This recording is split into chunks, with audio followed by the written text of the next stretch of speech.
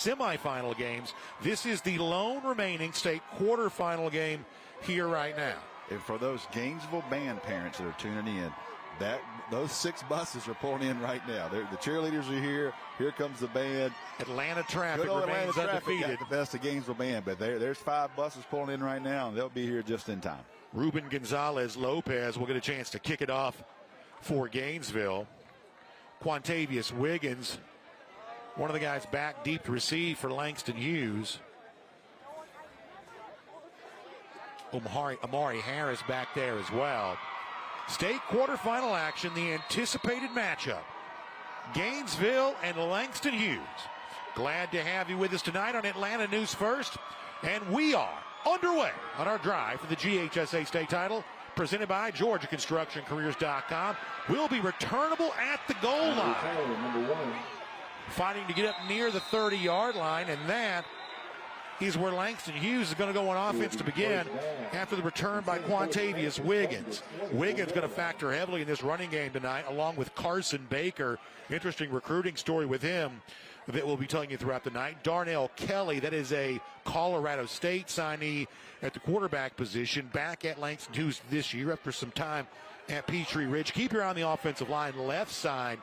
The tackle, Kelsey Adams, go wear number 71. That is a Georgia commit, a junior. A lot of this rushing attack for Langston Hughes will go around that left side, with Adams serving as the lead blocker.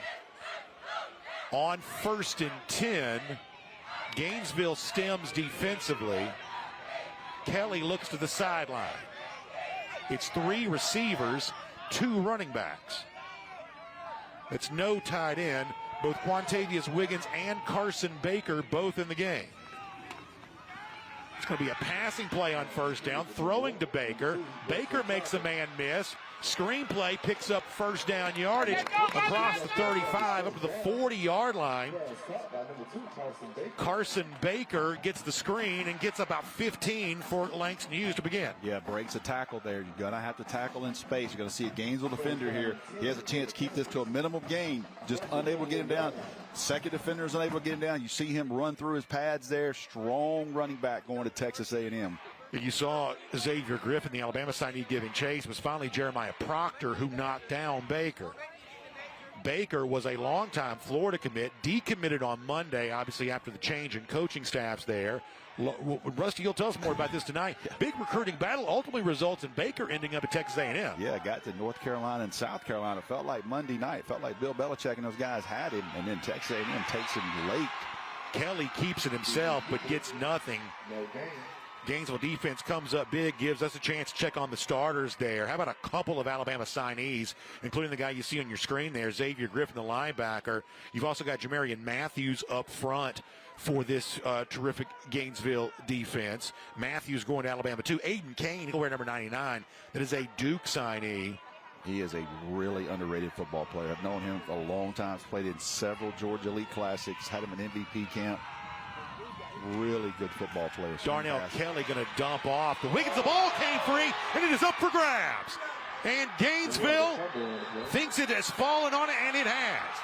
Big turnover to begin the game here. Marshall Leonard, senior outside linebacker, came up with that football. See what happens here. Just a little swing pass. Does he lose it, or does someone knock it out of his hands? Looks like number 6. Yeah, that was Darren Williams, a junior linebacker, who stripped it. Gets his hands around the ball, knocks it out. Watch him wrap his arm around right here. Knocks it out from the backside. Yeah, big turnover there. He just kind of bear-pawed that thing. Matthews was trying to jump on it. Marshall Leonard's ultimately the one who got it. Gainesville starters in offense. Kareem Hughley, Clemson committed quarterback. They got 4 offensive linemen that you're going to want to pay attention to tonight. Hughley's going to throw on 1st down. Open inside the 10 and into the end zone for a touchdown. They waited 2 weeks to play. They didn't wait long to score. Legend Wilmot gets them on the board. What a play, dialed up from the first play. 0 FG energy drink touchdown. First play from scrimmage for Gainesville, Kareem Hughley to Legend Wilmot. Yeah, he comes in motion there. He just runs a wheel route on the backside. Nobody gets him, picks him up. You see two defenders there, but he's in between them. And Hughley hits him with a dime for a touchdown, and Gainesville jumps on top quickly. PAT try here. Logan Gailey, it's no good. Got blocked. So that could factor big later on. But the story here is the PAT attempt is brought to you by Tim Eccles-Fitz-Johnson, our public service commissioner. We appreciate them for their service to Georgia and their support of high school football here throughout this season. So Gainesville capitalized on a turnover. First play from scrimmage, the Clemson commit Kareem Hughley connects with legend Wilmot. PAT is blocked, and it's 6-0, just underway on Atlanta News First. High in the air, deep center field. The grand slams. Fastest to 200 strikeouts. The buzzer beaters. All-out blitzes. Where Friday night heroes rise and local legends reign. Your teams, your turf. Your local sports live on Peachtree Sports Network.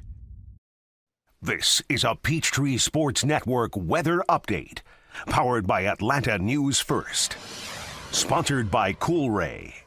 More rain on the way for many of you over the next 24 hours. Overnight lows will be in the 40s, chilly up to the north. Not too bad, upper 40s down in South Georgia, low 50s along the coastline. Tomorrow won't be much of a warm up, though. We're only going to warm by like 5, maybe 6 degrees. Upper 40s for North Georgia, low 50s down south of Macon. We're going to see some rain along the coastline for the next few hours. That's where the rain will stay, from Vidalia over to Savannah down to Brunswick. Looks very rainy through this evening. That rain moves out overnight, then lifts back in tomorrow. While tomorrow early in the morning might be dry, you can see some showers near Columbus tomorrow morning. That rain builds back in. By noon, Macon, Augusta seeing light rain, and those showers will be widespread across the southern half of the state through the day tomorrow. It does look like we will slowly dry out through the day on Sunday.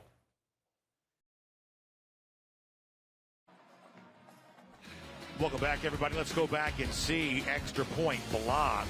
Oh, he heard it. Yeah, you're seeing right there getting high in the air is Keyshawn Braxton. Terrific athlete. And that's the PAT block that makes our score 6-0. But it's Gainesville jumping all over a turnover opportunity, throwing the touchdown to legend Wilmot. And, of course, now this kickoff brought to you by Legacy Structures. Ruben Gonzalez Lopez will be on to do the duties once again. Quantavious Wiggins is back there, as well as Omari Harris. Wiggins got the chance at a return earlier. That's a Wisconsin signing. Just underway here, 6-0 Gainesville. Wiggins will get a chance here again. From the end zone once again, finds a seam, 30-yard line, crossing the 40 down the sideline, out of bounds. Good field position, though, for Langston Hughes. Yeah, a lot of speed there. That was almost a touchback. Watch it really was. He is there, just right at the line. Man, that foot was in the end zone. Yeah, foot did go in the end zone. Yep. Catch a break there, especially on field position. We'll see our scoring summary again. Another look at Kareem Hughley's 26th touchdown pass of the season to legend Wilmot. 29th touchdown pass of the season. All brought to you by Breda Pest Management. By the way, keep your eye on the Breda Pest Management score ticker below. State semifinal action. We'll give you all of those scores. Carson Baker going to go become a slot receiver on the left side. It's an empty backfield look now for Langston Hughes here on first down. Couple of deep safeties for Gainesville. Darnell Kelly going to run. He will do this. Gets up to the 49-yard line. Driven out of bounds there. Xavier Griffin, the Alabama signee at linebacker, comes over and makes that tackle. Yeah, you see the speed of Griffin there to get him. Looks like it's going to be a lot bigger yardage than it was. See Griffin chasing down, though. Nice play. Good job, though. 2nd and 5. You can live with that. Designed run there by Langston Hughes with a quarterback keeper. Ball sits at the 47. And movement up front. That's going to back Langston Hughes back. Offensive lineman couldn't stay set. Yeah, that stem, Gainesville does a good job with that. 5-yard penalty. You see our referee, Jimmy Hughes. All this brought to you by the Army ROTC. Dusty Chitwood, Spencer Singletary, Steve Weidler, Richard Frierson, Rusty Watson, Kennedy Tate all finish off the group. Greg Davis is your play clock operator, and Eric Crawford is your electronic clock operator. Second down now after the penalty. Carson Baker fights his way up to the 45. Baker did not play in the drive for the GHSA state title game earlier that we did Atlanta Knows first year, but Baker did not play in that game. I tell you what, he had a so great, this is our first time seeing him in person. Great game against Milton last year. My goodness. Yeah, played only in 10 of the 12 games for Langston Hughes this year, but still put up good numbers in those. Kelly will throw, quick release, getting into Gainesville territory down to the 46-yard line. Yeah, just a little tight end pop pass there. That's Chase Colson. Chase Colson. RPO, quick release, catch that tight end in the zone there. You just want that linebacker just to take a peek in the backfield, just long enough to create that lane. The other tight end for Langston Hughes, Xavier Tiller, is going to Florida State, but Chase Colson has a bunch of offers in his own right, too. You see the numbers on Kelly for the year, 32 total touchdowns. He's completed 69% of his passes, averaging 164 pass yards per game. It's interesting. This has been more of a Langston Hughes team that has been more run first than it was when it won the state championship in 2022. But I was just looking at some stats. Darnell Kelly's actually, through 12 games this year, thrown for more touchdowns already than Prentice Air Nolan did in the senior year. Yeah. I was a little bit surprised by that. Yeah, they were a little different. His junior year now, the year they won the state championship, one of the best offenses I've ever seen. I mean, they would absolutely light you up. Well, it's a state record, and Rico Hines, the Langston Hughes head coach, was the offensive coordinator. No team in state history other than that Langston Hughes team has ever scored at least 35 points in every game, to give you an idea of what they were doing. Quick throw here by Kelly. Out of bounds. Is going to bring up third down. Gainesville swarming to the football. Jamarian McKinney, leading receiver for this Panthers team, driven out. That's going to bring up third down. 3rd and 7 coming up. Almost wonder if you pick up 2 or 3 right here, do you go for it? It'll certainly be a decision, and that may affect your play call here on third down, too. Yeah, if you know you got 2 plays here. Carson Baker is the tailback. Don't call timeout, I believe. Fixed. That was what the official was trying to stop.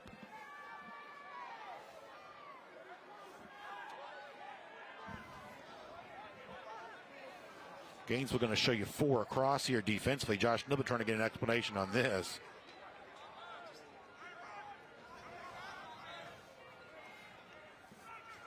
.8:44 to go, first quarter of play. Gainesville leads. Langston Hughes trying to do something about that. Big third down coming up. In motion goes Colson. He had a catch earlier. Here's Kelly to throw into traffic, and that's going to draw a flag. The intended target was Cannon Kirksey. Maybe too much bumping prior to that. Yeah, Gainesville dials up a blitz. Langston Hughes picks it up, but I believe the Gainesville defensive back just grabbed the jersey here. And really and truthfully, if you're beat in that area, defense, that's 10-yard penalty, first down. Give up 10 instead of 6 points. As trade-offs go, not a bad decision perhaps. It is, though, by yardage, a first down for Langston Hughes.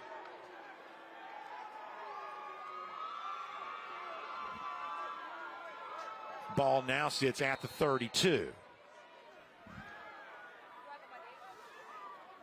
2 receiver look for Hughes. Gainesville shows extra pressure. Going to be a handoff going to Baker. Middle of the field. And he's on his way to the end zone. Carson Baker, 0 FG, energy drink touchdown. This one is 32 yards out. Man, they blew that up wide open. And you cannot give a player like Carson Baker that much room because he is gone. He's shot out of a cannon right there. Easy touchdown. He is a dynamic weapon for sure.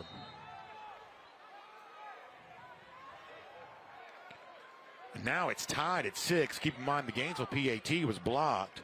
Alex Brock going to try to kick one for Hughes. That was a low snap. Good job by Jamarian McKinney, who was the holder on that, to get the snap up. Of course, brought to you by Tim Eccles-Fitz-Johnson. Now it's 7-6. Langston Hughes answers back with the Gainesville score. We got a good one brewing here in the state quarterfinals and Atlanta News First. Glad to have you with us here on a cold Friday night. Man, you know how to do this? Man, I don't even know. I was flipping burgers last week. Violation, unsportsmanlike conduct, impersonating a craftsman. Skilled trade unions are well-trained career pros, not part-timers. Construction is a rewarding and lucrative career with the advancement potential, but you have to do it the right way with the right training. Learn how you can be a pro. Find your career at GeorgiaConstructionCareers.com.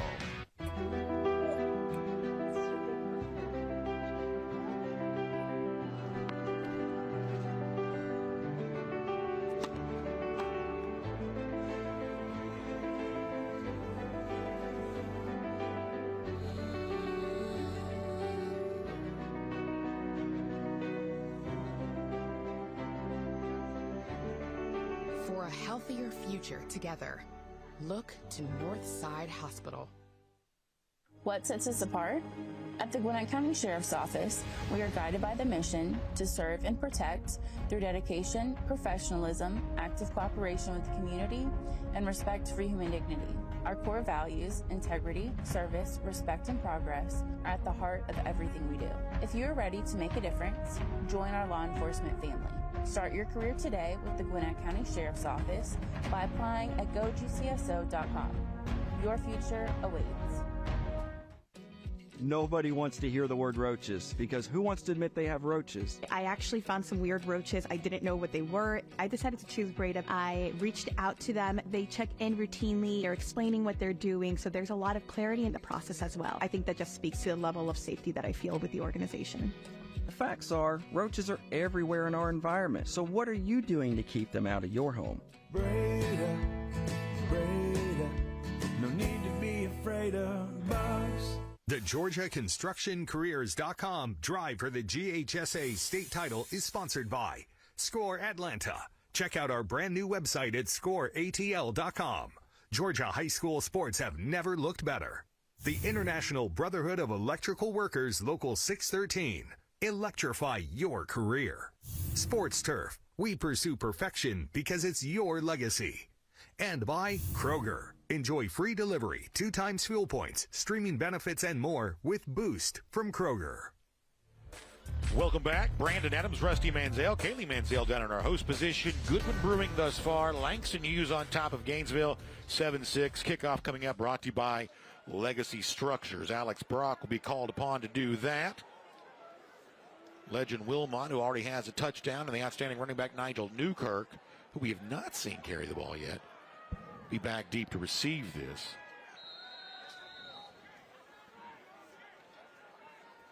Big crowd travels over from Gainesville. Yes, it did.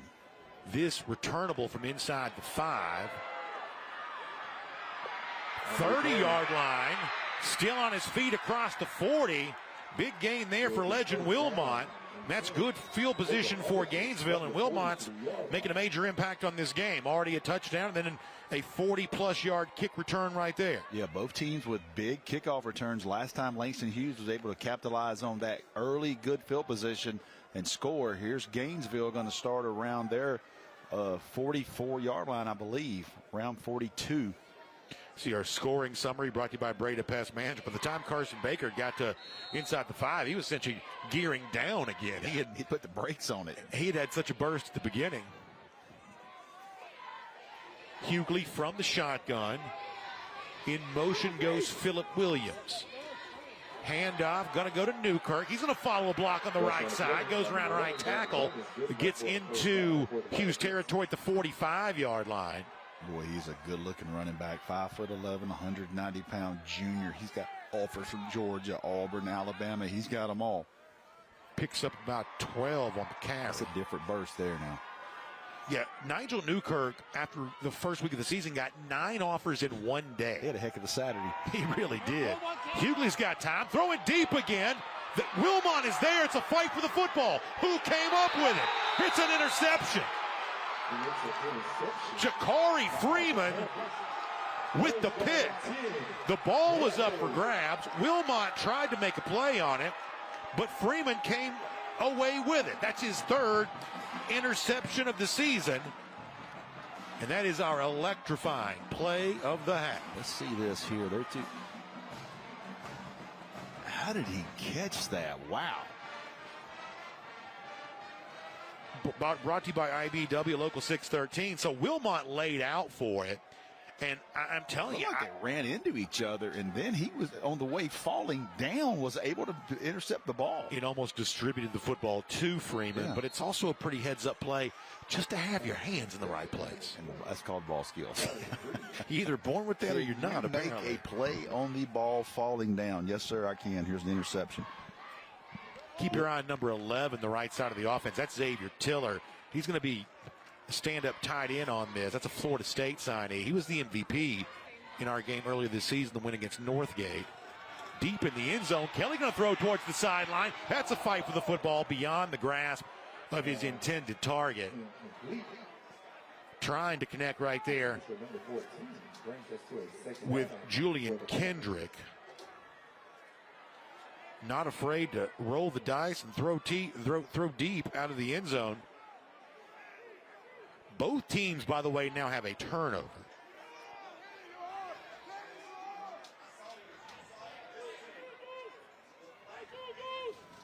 Second 10 now. Gainesville stems again. Kelly handoff. This time, though, nowhere to go for Quantavious Wiggins. He's hit right at the line of scrimmage. Driven back, but that's essentially going to be a no gain. Nice job there. Now, Brandon, you take a shot on first down. Don't get it. Run the ball here, and a nice job getting up the field. Jamarian Matthews makes there, the other Alabama commit.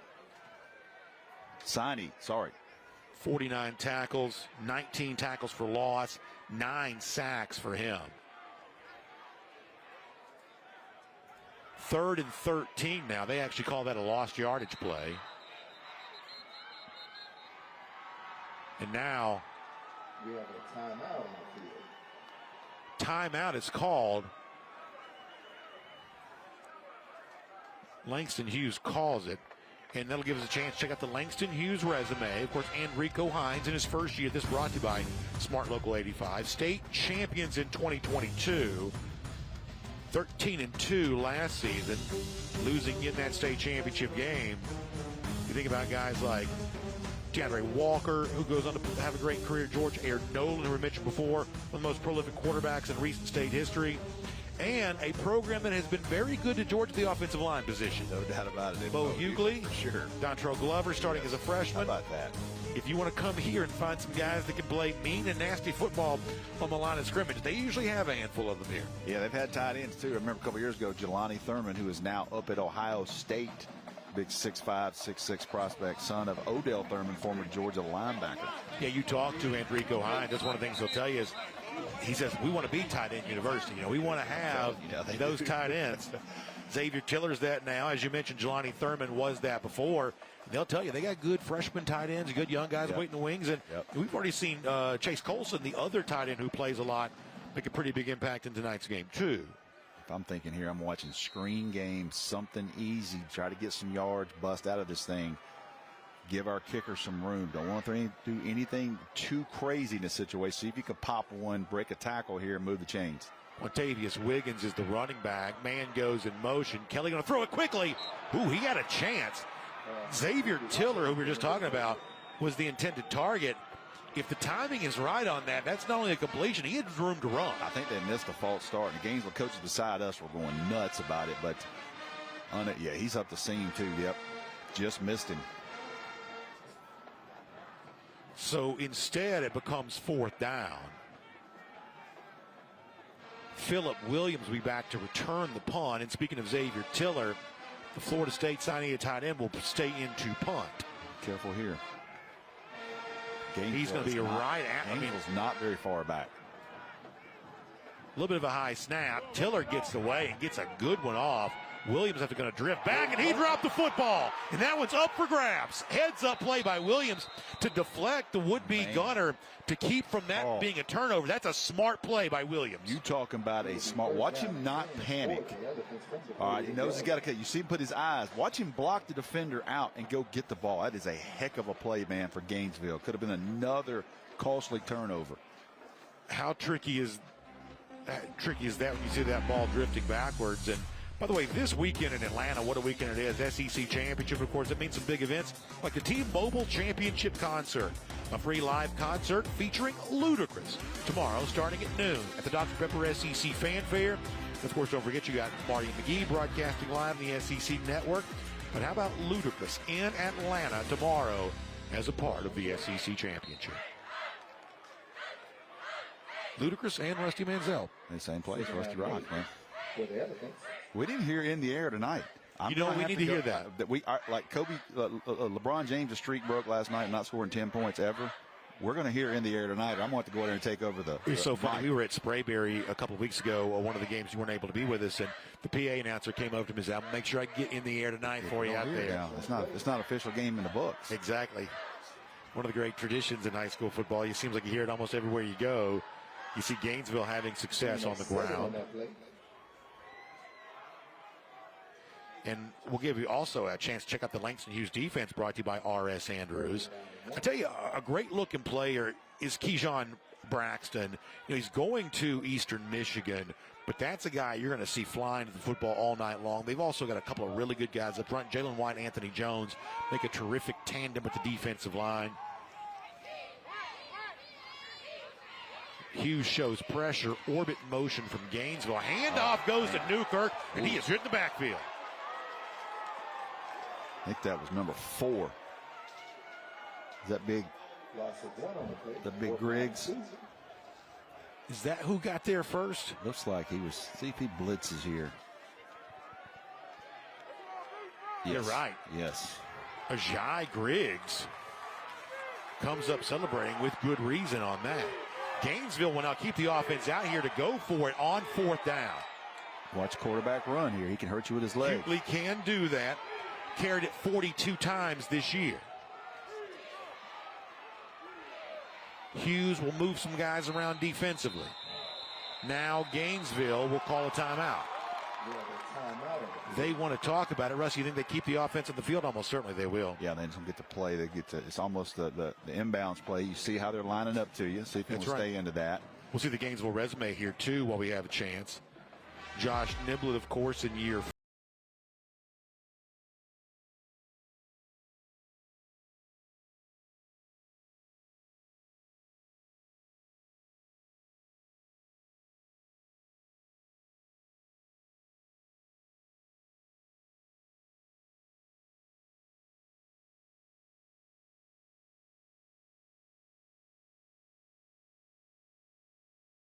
leg injury. I hate to hear that. Not want to hear that at all, man.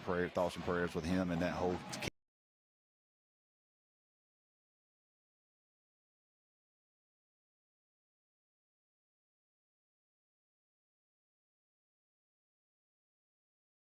Fourth down and going back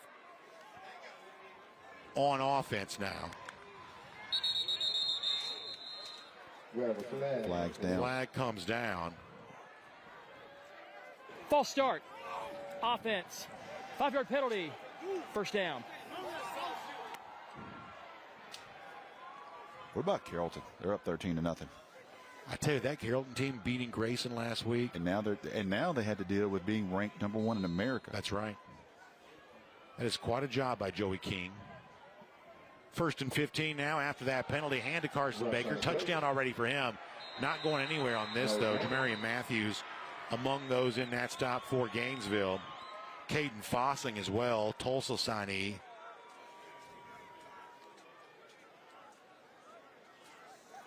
That loses yardage. Makes it 2nd down now. Playing behind the chains. Early penalty, negative play. Now you're 2nd and 17. 2 running back look now from Hughes. Deep safety for Gainesville. In motion. That's going to be a pass to Wiggins.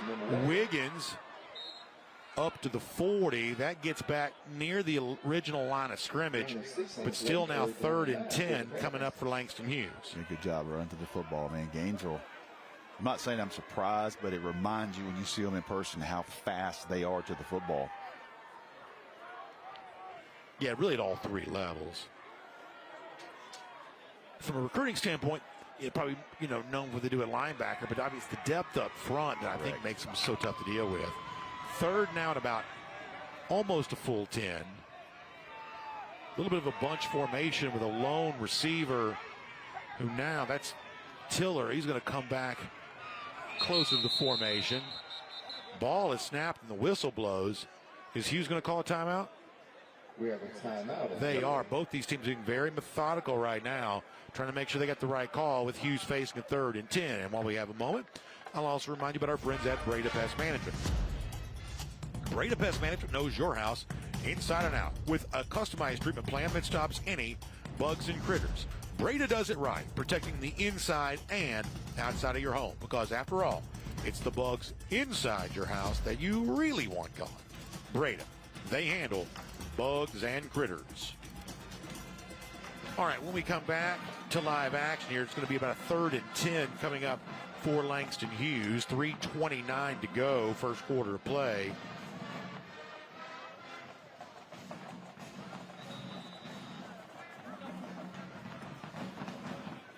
Both teams have had a turnover. Gainesville has had a PAT blocked. Baker is the tailback. It's a 4-receiver look now for Hughes, so they use the timeout to change the formation.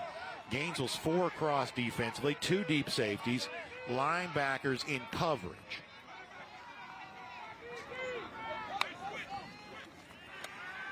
Kelly going to throw with pressure in his face, and he's going to be hit right away. Big stop made on that play by Xavier Griffin, Alabama signee. My goodness.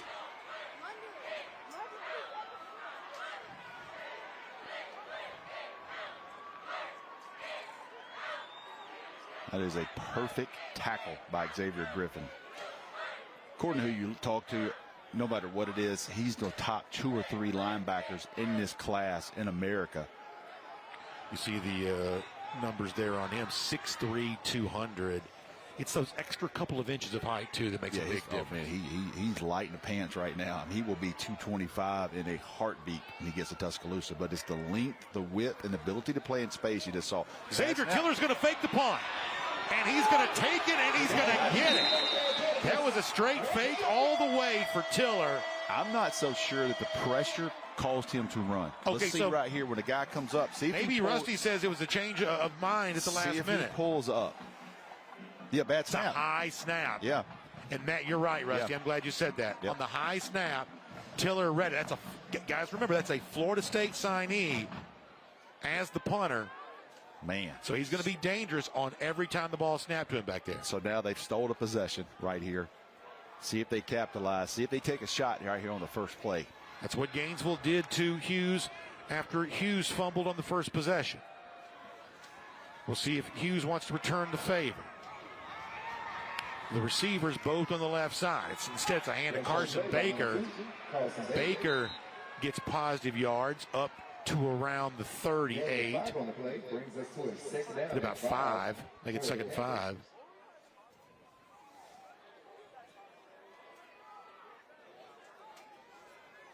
.145 in our first quarter.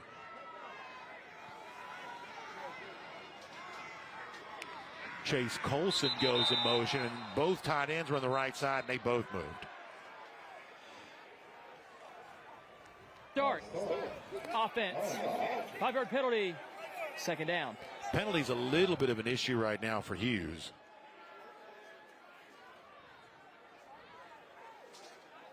Jarvis Jones at Carver Columbus trying to his first season as well as the head coach. Man, what a story that'll be. That's a great story. That will be a story. That's really something.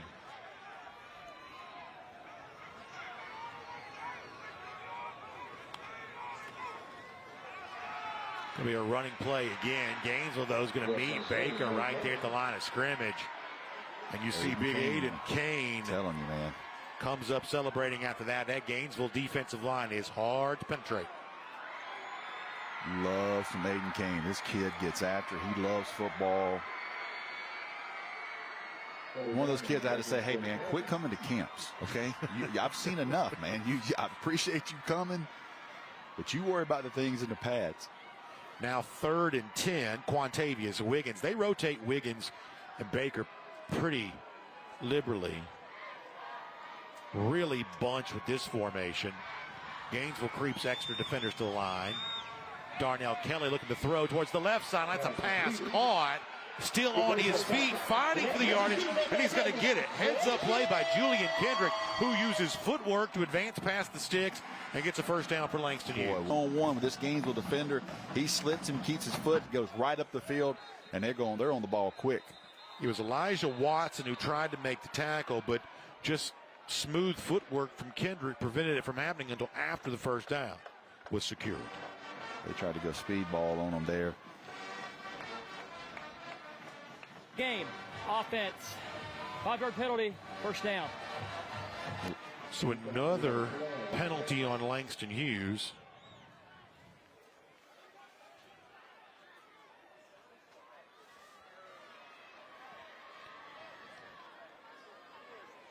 Still 29 seconds in our first quarter. Feels like Gainesville's run about 4 plays on offense. It does seem that way. They struck quick on their first possession after getting the benefit of a turnover. Here's a handoff to Wiggins, and Wiggins is not going to find much, if anything, on that first down carry.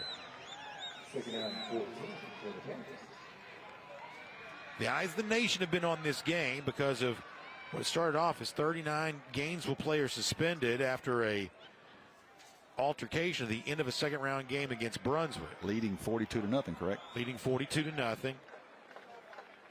The Brunswick side, very clear that they felt like their players were the instigators there. And after lots of twists and turns, we've ended up with all Gainesville players eligible to play in this one tonight. And it's been a great first quarter. Langston Hughes has the lead, 7-6. We're settling in for some really good football state quarterfinal action. So please stay right where you are. We'll be right back. In the air, deep center field. The grand slams. Fastest to 200 strikeouts. The buzzer beaters. All-out blitzes. Where Friday night heroes rise and local legends reign. Your teams, your turf. Your local sports live on Peachtree Sports Network. This holiday season, indulge your senses with Next Gen TV. Experience the magic of unmatched clarity with HDR and immersive theater quality sound. This is why we first alert so you can plan and prepare. And discover an entirely new way to watch Atlanta news first. Next Gen TV, more affordable than ever and free to use. Make your next TV a Next Gen TV and unwrap the joy of ultimate entertainment. Visit AtlantaNewsFirst.com/nextgen to learn more. Welcome to Local News Live. Let's get right to this breaking news. Your nation, your neighborhood. Stream the stories sparking conversations from coast to coast. At least 4 people were killed while 8 others were hurt. From hundreds of local reporters and meteorologists spanning the country who know the streets and the people. We're going to keep a close eye on the situation. The free Local News live streaming app. Search LNL on your TV, on your phone. Local News Live. Always streaming, always free. On behalf of the Georgia State Building Trades, we're excited to bring you the second quarter. Just like building a great football team, the State Building Trades build strong careers, even stronger communities. From apprenticeships to expert craftsmen, the Georgia State Building Trades keeps Georgia moving forward. Second quarter set to begin. You see both of our coaches, Josh Niblett on the left from Gainesville, and Rico Himes from Langston Hughes. Hughes has the lead, 7-6 right now. It also has the football, looking at a second down coming up. Darnell Kelly will throw. That's a pass complete and wrapped up right away Big play made that time by Jeremiah Proctor, 6'3" junior defensive back. 16 offers from him, and you see why on that one. No question about it. Nice job just to close there. Keep that to 0 gain, basically negative yardage. Brings up about 3rd and 16, 17. Gainesville's got to get off the field. They've had 2 different times right here.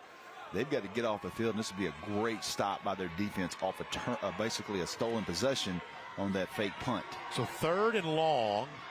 Wiggins handoff, dances left side, finds a hole, and he's down the sideline for a touchdown. Quantavious Wiggins. 0 FG energy drink touchdown. Man, that was quick. And you're talking about having problems on 3rd down. Gainesville not able to get off the field. Very safe call right here. He just outruns. These Langston Hughes backs are just so good. Man. I thought that Andrico Hines had an interesting statement about how he really felt like these backs, as he said, that's who people were paying to see at the beginning of the year. They really leaned on these running backs, and you wonder how much they need to add the passing game to that as the season progresses. This is not the very aggressive passing team like it was in 2022. It's still explosive on offense, though, because of how fresh these backs stay in, rotating in and out. They're both Power 4 level players. Man, just so much speed. PAT brought to you by Tim Eccles and Fitz Johnson. Appreciate their support all year long and their service to Georgia as well, as their terms as public service commissioners gets ready to come to an end. We will also shout out our friends at Breda Pest Management, longtime supporters of high school football. And we'll let you know that if you switch your termite protection to Breda Pest Management, your rate's locked in for 10 years. Breda's protected homes from termites for over 50 years. Protect your home with confidence. Breda. They handle bugs and critters. So if you're Gainesville here, you've got the quick strike touchdown, but you almost need something different. I think you got to get the ball to Newkirk a little bit. They've had trouble. I think he's the guy right now.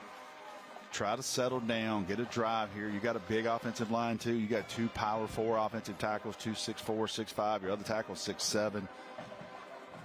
Settle in right here. Plenty of football left. If you're Gainesville, you got to get off the field on 3rd down. That's twice. They've hurt you on 3rd down, but you cannot give up 3rd and 17. Kickoff brought to you by Legacy Structures.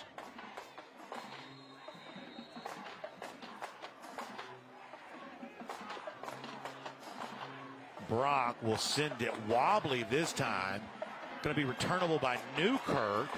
Newkirk finds a seam, and he's heading down the middle of the field in between the hashes. And the ball skips back over. Newkirk cut back over with the football. That's an answer. And got into the 10-yard line. I thought for a minute the ball came free, but it's actually Newkirk making a move. I said give him the ball. I just had the kickoff. Watch this gear when he hits the hole. Right here. Nigel Newkirk. Watch him cut through. I thought he almost lost the football on this, but instead, it's a big return. How about 80-plus yards? We've had 3 kickoffs in this game that go for more than 40 yards. Yes. You see our scoring summary here, going back to the touchdown, too, brought to you by Breda Pest Management. Quantavious Wiggins on that. Now here's Gainesville in the red zone to begin its possession. Hughley will throw quick. Back shoulder. And it's incomplete. Man, he had him. Trying to connect that time with Colin Porterfield. Porterfield 6'3". He's got a big frame. Unfortunately, Porterfield was not able to hold on to that. This is a perfect pass. Just unable to finish it there at the end. Jalen Haskins, junior cornerback, had the coverage in the red zone, brought to you by Iron Workers Local 387.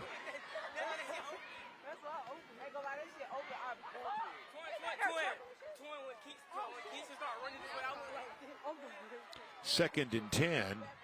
In motion goes legend Wilmot. That's a throw by Hughley. It's a pass complete to Cam James. James is inside the 10. For the Elephants.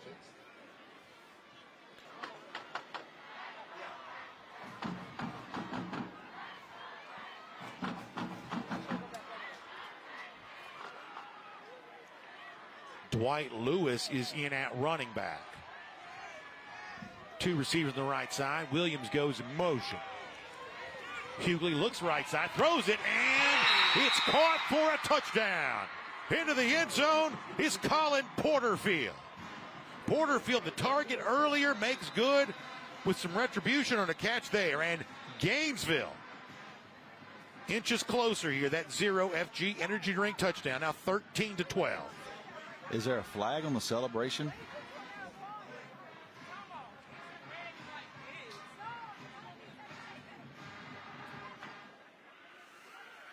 We got referee's going to go explain this to Josh Niblett. Whatever it is going to be. I don't know who's on. Play is a touchdown. After the play was over, personal foul, unnecessary roughness, defense. Okay, he was that telling Coach Niblett it's against them. He wanted on the kickoff. Yeah, yes, so see that. That'll be assessed on the kickoff. Gainesville had a PAT block earlier. Logan Gailey.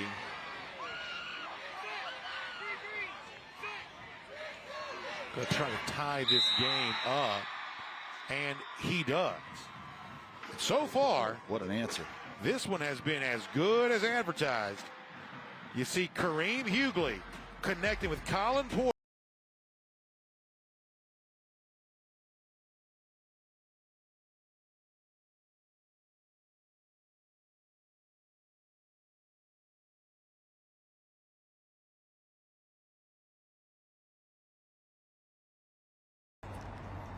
Dang, where you get this car? You need to join the union. The union? Absolutely. You can get 10 of these. Union construction workers earn the highest wages with the best benefits and the most protection in the construction industry. Find your career in construction. Go to georgiaears.com and start your future today.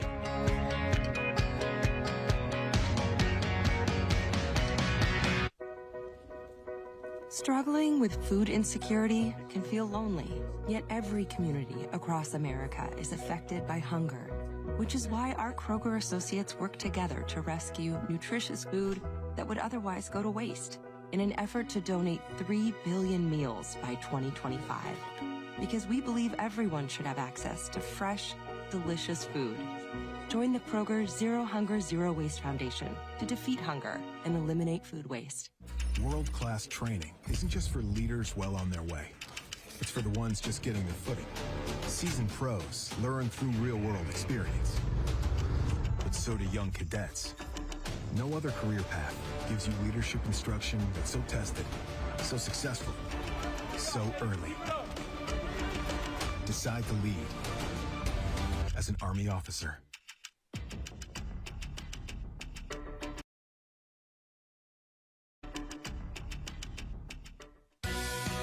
Georgia's Rome is the place to be this holiday season.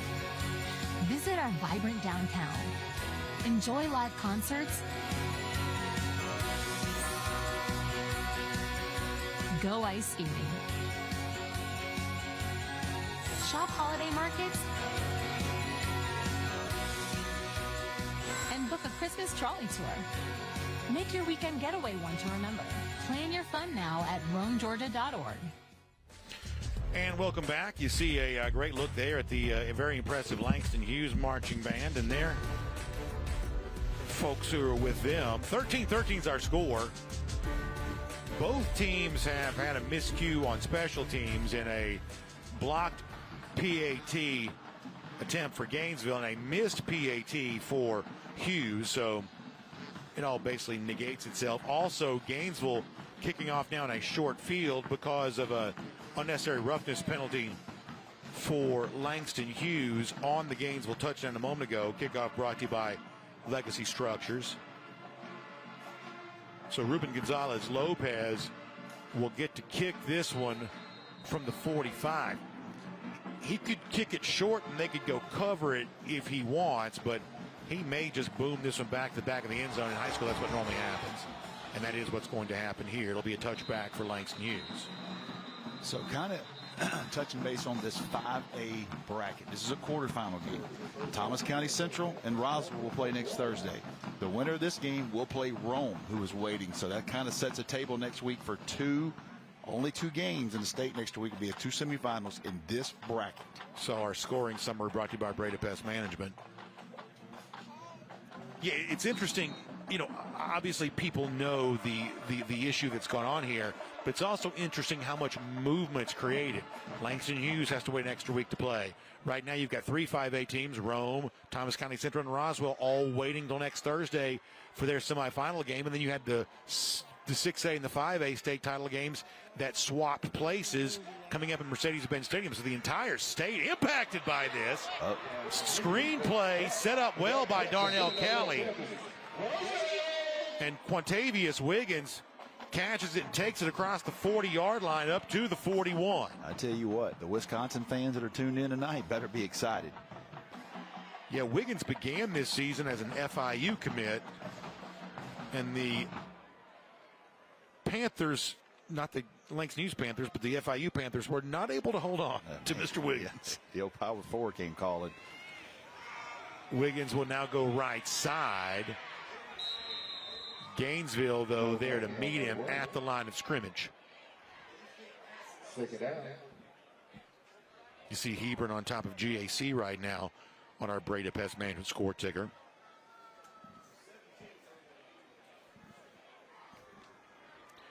Darnell Kelly, after having been at Peachtree Ridge, came back to Langston Hughes. Enrico Hines saying he wanted his own state championship after being Aaron Nolan's backup in 2022. 4 across for Gainesville defensively. Hand goes to Wiggins. Look at that speed from Wiggins, but a beautiful tackle, though, by Jeremiah Proctor. Good tackle there. Spin move. Proctor comes up, gets Baker down. How many 6'3" players does Gainesville? No doubt, man. That is a Everybody long on the frame. back 7 is 6'3", it seems.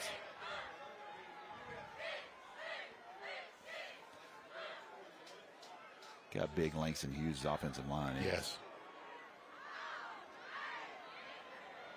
Yeah, we had the great highlight play from Kelsey Adams in our first game broadcast in Langston Hughes this year. He picks up a running back. It's almost like a one-man tush push where he just grabs him and runs down the field as if the running back were the football. Blitz. Darnell Kelly going to throw into traffic. Almost an athletic catch made, but not able to hold on was Brandon Woodall. He went high for that and tried to bring it in with one arm. Instead, it's an incomplete, and it's going to be a turnover on downs for Langston Hughes.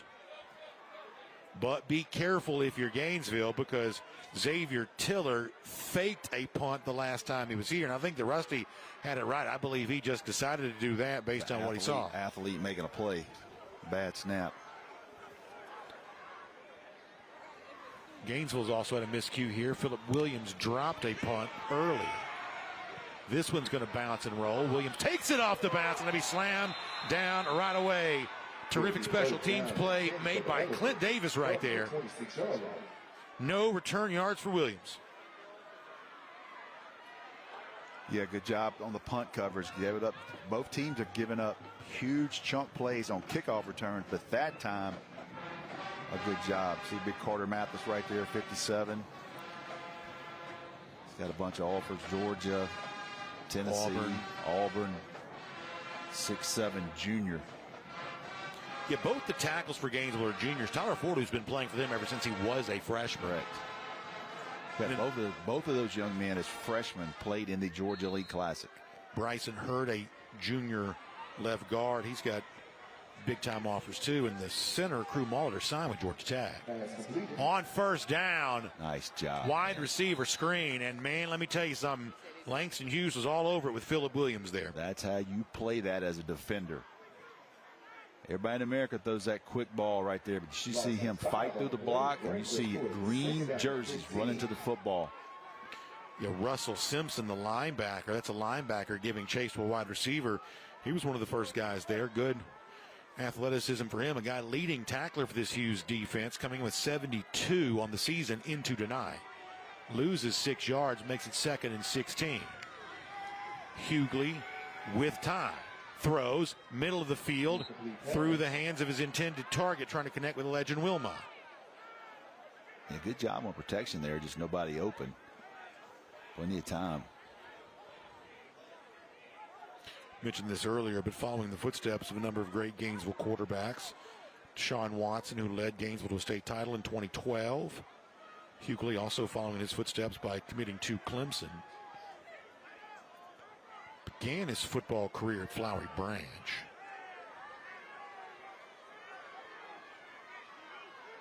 Third and 16. Hughley now will run. We haven't seen this. Now he's going to throw. Sidearm delivery. Colin Porterfield, who caught a touchdown earlier. That's incomplete, though. Yeah, try to throw that one late. Every quarterback does the sidearm delivery on the run now. It's amazing. No question, man. You know where that starts. Yeah, that's Kansas City. Yeah, that's exactly right. And there's a reason why not many can do it. Well, it's almost like this, and obviously Hughley's athletic enough that, maybe he can, but it's almost like the Steph Curry thing where everyone starts taking the step back threes, and the average high school player is not going to hit a step back three. So much of what a guy like Patrick Mahomes does get emulated. And maybe not all quarterbacks should be doing that, although Hughley's probably athletic enough that he should be. It will be first down and 10 for the Panthers from the 35-yard line. So Ruben Gonzalez Lopez, a rare punt for Gainesville. 13-13. When we come back, Langston Hughes back on offense. This is a Peachtree Sports Network weather update. Powered by Atlanta News First. Sponsored by Cool Ray. More rain on the way for many of you over the next 24 hours. Overnight lows will be in the 40s, chilly up to the north. Not too bad, upper 40s down in South Georgia, low 50s along the coastline. Tomorrow won't be much of a warm-up, though. We're only going to warm by like 5, maybe 6 degrees. Upper 40s for North Georgia, low 50s down south of Macon. We're going to see some rain along the coastline for the next few hours. That's where the rain will stay. From Vidalia over to Savannah, down to Brunswick. Looks very rainy through this evening. That rain moves out overnight, then lifts back in tomorrow. While tomorrow early in the morning might be dry, you can see some showers near Columbus tomorrow morning. That rain builds back in. By noon, Macon, Augusta seeing light rain, and those showers will be widespread across the southern half of the state through the day tomorrow. It does look like we will slowly dry out through the day on Sunday. Make yourself known now. 831001 in traffic pursuit. Oh my God, here. Investigate TV Plus begins with real people. We investigate stories that impact you and inspire change every day. Something is broken. Real problems. Why are they hiding it? And real solutions. My daughter was dying in front of me. What was your reaction when he said that?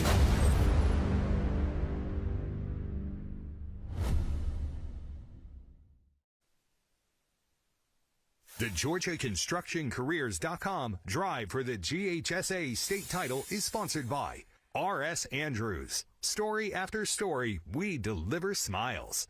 Smart Local 85. Sheet metal is a smart move.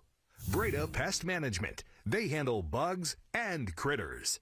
And by the Georgia Army National Guard. Live here, serve here, work here. 13-13 is our score. Brandon Adams, Rusty Manziel. Langston Hughes gets off the field defensively. Now back on offense again. Looking at a 1st and 10. And a whistle's going to blow. And boy, those pre-snap penalties are starting to add up a little bit for Langston Hughes. Yeah, they've had several. Keeps them behind the chains. Offense. 5-yard penalty. A couple of times they've converted long third downs. But if you're Gainesville, you got to take advantage of that and get them off the field. Buford early lead at Valdosta. Rusty mentioning earlier. Imagine the crowd there. Oh, my gosh. They haven't hosted a state semifinal game in numerous years. And you bring someone like Buford to that area. That's exactly right. Yeah, my guess is the Buford reputation is probably traveled. Tailgating going on there about 3:30 today. Oh, I can only imagine. They opened that RV lot. Did they move again? Boy, that's going to be frustrating for Enrico Hines if so. Yeah, that player's coming out. 5-yard penalty. 1st down. It's Savion Frazier, who's a freshman, believe it or not, who's going to come in over at the right guard spot now for Langston Hughes. So now I get looking at 1st and 20. We're going to stack 2 receivers down. at the bottom of the formation. It'll be the left side of your screen.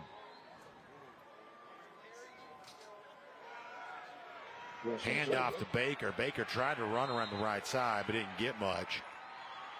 He's a little slow getting up. As we told you, Baker, the Texas A&M signing. One of the really interesting national recruiting stories from this weekend, where we saw all the and Baker gonna come out here. I think he got the turf in his eye. You see him reaching those pellets. See that? Yeah. So he looks okay. He just got the turf in his eye. But to finish the point I was making, all those coaching changes, and we saw some impact on recruiting, and obviously in the case of Baker with Florida, pretty clearly that coaching change made it hard for the Gators to hold on to him. Yep, sure was. Darnell Kelly going to throw sidearm himself, and that was off target, and a diving attempt by Elijah Watson. It almost had a chance to intercept that. I don't know if that was a miscue or what, but that was not what Hughes wanted. Yeah, nobody was really there. No. Don't know what he saw there. Threw off his back foot. Yeah, closest receiver there would have been Julian Kendrick. So now this is a inauspicious drive for Langston Hughes. Now looking at 3rd and 19. Empty backfield here for Hughes. Kelly going to look left. Now he'll run. And Gainesville's having none of it. 4th down. Gainesville had everything sniffed out on that Hughes drive. And Xavier Tiller's going to have to come out and punt again. Yeah, very safe call there by Langston Hughes. Just kind of out of sorts right now, out of rhythm on offense. Not sure what they're trying to do. Run the ball. See Tiller come back in. Watch the snap this time. Yeah, it was really a bit of a high snap earlier that perhaps coerced Tiller into faking it, and it worked. Phillip Williams is back to receive this. Pressure coming, and he got blown up the middle. Jamarian Matthews absolutely blew up the middle of that play. But Tiller was able to still get the punt off.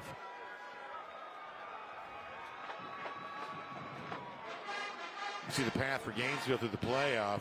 Defeated Dunwoody in round 1. The game with Brunswick's the one you already know about.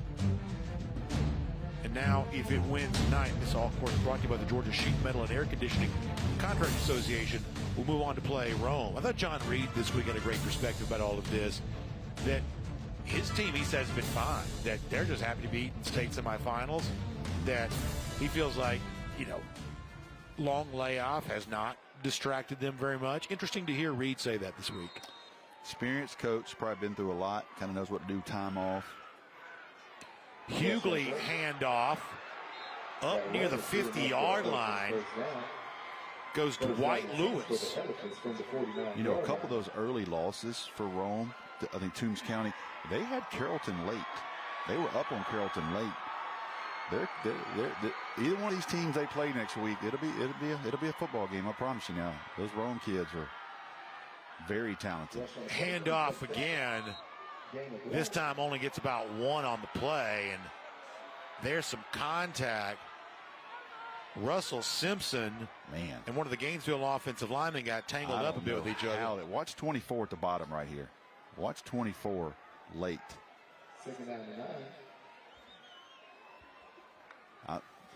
He's like, hey, we're all good. I'll walk off. But, man, I don't know how that was close. Officials letting them play here right now. Hughes shows some pressure. Hughley going to do a pop pass RPO, and it's complete. Man, he had some RPMs on that one. Freshman receiver Trent Wilcox there to bring it in. And here comes Gainesville as the ball is going to be placed around the 31-yard line. Man, he turned that one loose, Brandon. He really did. That ball had some zip on it. Hughley wants to move fast. Sends an H-back in motion. That's going to be the handoff to Lewis. Good job. Hughes not giving up anything, though. I think that was 4 again for Langston Hughes. Jai Griggs has been flying into the backfield. Right here.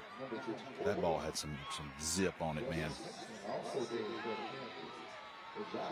11th catch of the year for Trent Wilcox there. You know, the first time we saw him last year against Milton, his arm was better in person, but I thought he hurt Milton with his legs, too. That's exactly right. Second down and 11. Game has had an interesting pace, a little bit deliberate. Two teams that at times act like they want to play with pace, but it's still been a bit methodical. Hughley will throw, back shoulder, and it's caught, and it's a touchdown. Trent Wilcox gets his first touchdown of the season. The freshman comes up big. Zero FG energy drink touchdown. How about that? And they come right back with this possession again. Back shoulder throw. Freshman. Think he'll remember that one? Oh, my goodness. And it has given Gainesville the lead on the road against undefeated and #1 Langston Hughes. Logan Gailey will have the PAT. Going for another block, and they got it. They got it. Are they going to get the leaping penalty there? Yeah. Yep. You know, you saw this in the NFL. Eventually, it's been pretty much outlawed everywhere. Who was the guy for the Seattle Seahawks that used to do that? Like, had it perfectly timed. Yes. Was it Cam Chancellor? Am I making that up? Might have been him. Yes. Like, it was perfectly timed, but you can't do that. This guy right here was ready. Yeah, Troy Polamalu, maybe. Yes. It's perfectly timed, and it's a.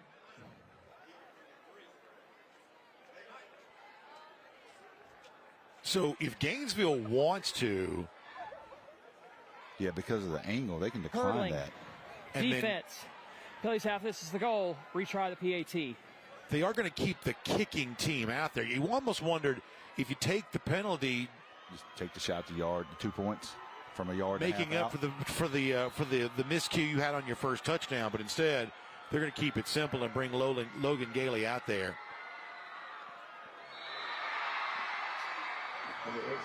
And that's good. And we'll see it again. Like I said, this is an amazing. We'll see the penalty that led to the retry. It's an amazing athletic feat, but you cannot leap like that. Although, really, he didn't. You know, a lot of times the penalty is when you use someone else to gain an advantage. He didn't really do that. He just jumped. He just jumped. That is something else.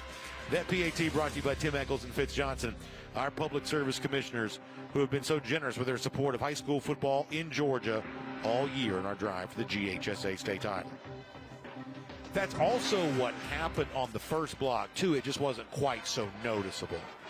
And you see the back shoulder throw here by Kareem Hughley, our Breda Pest Management scoring summary, to Trent Wilcox. Man, two different throws on that drive, and both of them end up going to Wilcox. The one high velo throw, and on that perfect touch, you almost saw the full repertoire being used by Kareem Hughley. And that's the second time they've went after that particular defensive back with a back shoulder throw. Kickoff now coming up, brought to you by Legacy Structures. What a game. Early still here, 4:06 to go, second quarter of play. But Gainesville leads on the road.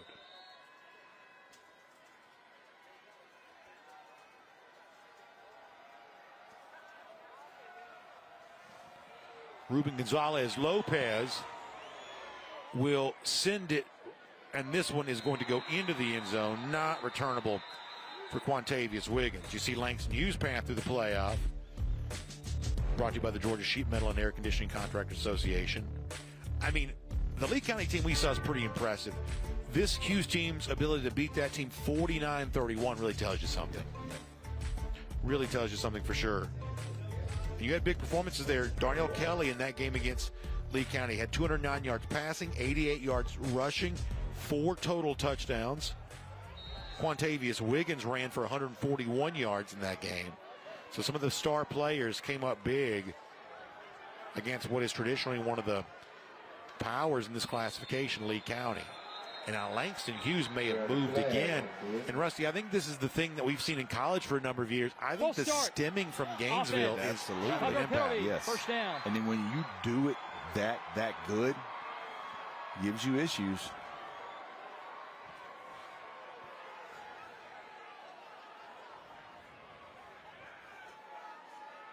Yeah. Carrollton's all over North Gwinnett. To see what Carrollton is doing, of course, they're still incredibly talented, but they obviously lost a lot of very well-known players, including Julian Lewis, and to be right back in the conversation of the state championship. They lost their starting running back to an incident. That's right. At the first of the year, and then I think 2 players, and you're thinking, not sure how this season's going to turn out. Of course, a lot of Georgia fans also happy to see Carrollton's success. There are 2 Georgia signees on that Carrollton roster. Zachy Hilton and Ryan Mosley.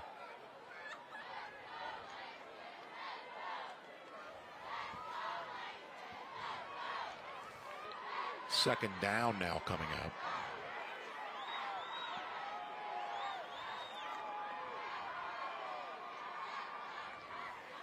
Darnell Kelly overseeing the situation. Gainesville stemmed again. This time Hughes doesn't jump. Quick throw, and it's going to be low. Julian Kendrick not able to connect with it, and Elijah Watson was flying in on coverage. I tell you what, this Gainesville defensive line is giving them some fits right now, and Darnell Kelly is not setting his feet. Watch him right here.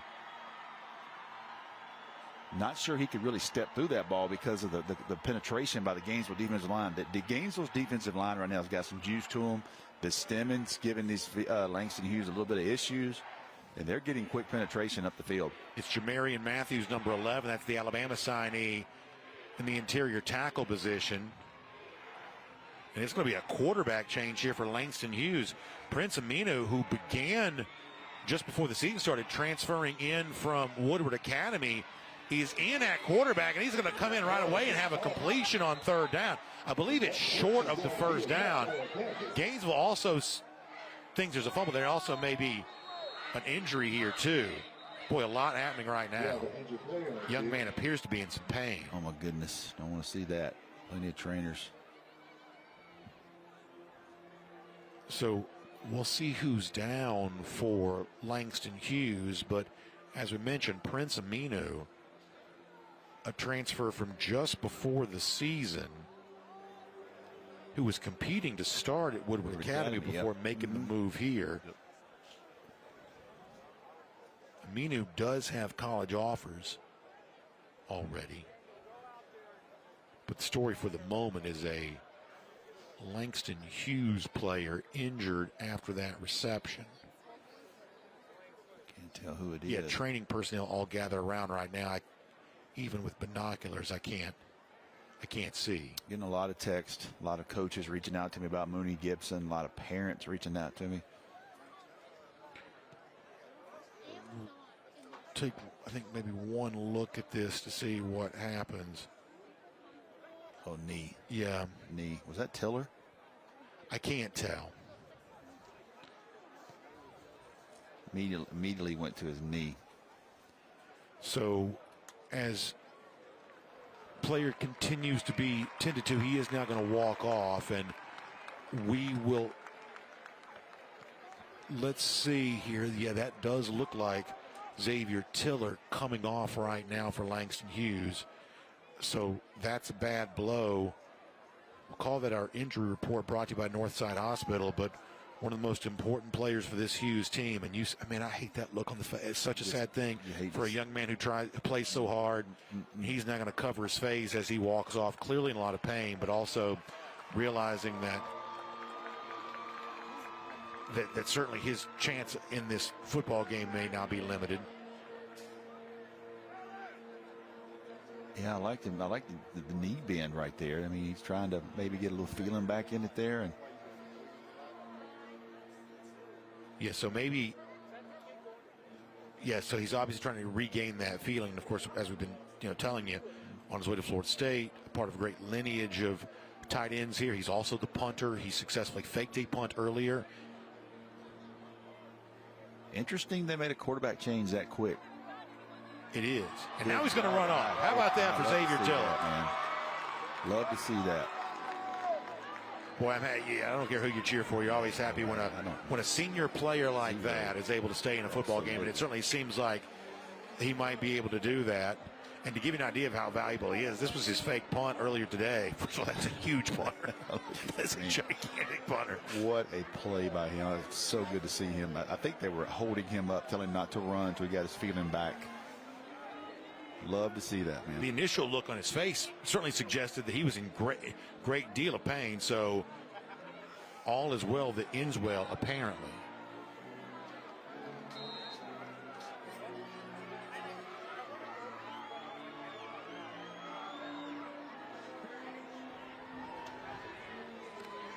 Aminu still in at quarterback. Look at this. And how about breaking free here? And now running down the sideline. Wiggins got a flag. Is flagged down, may bring this back. Boy, penalties becoming a problem for Langston Hughes. Yes. And that's going to erase a 70-yard touchdown. Yep. You're going to see for Quantavious Wiggins. You're going to see about the 45-yard line. You're going to see a receiver down the field blocking at Gainesville, and you're going to see the jersey stretch.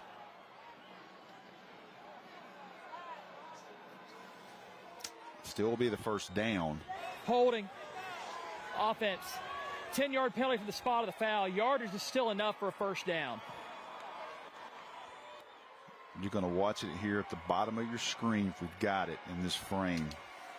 You'll notice the referee said because of the spot foul, it's enough for a first down. Look at the bottom right here. See the jersey stretch there?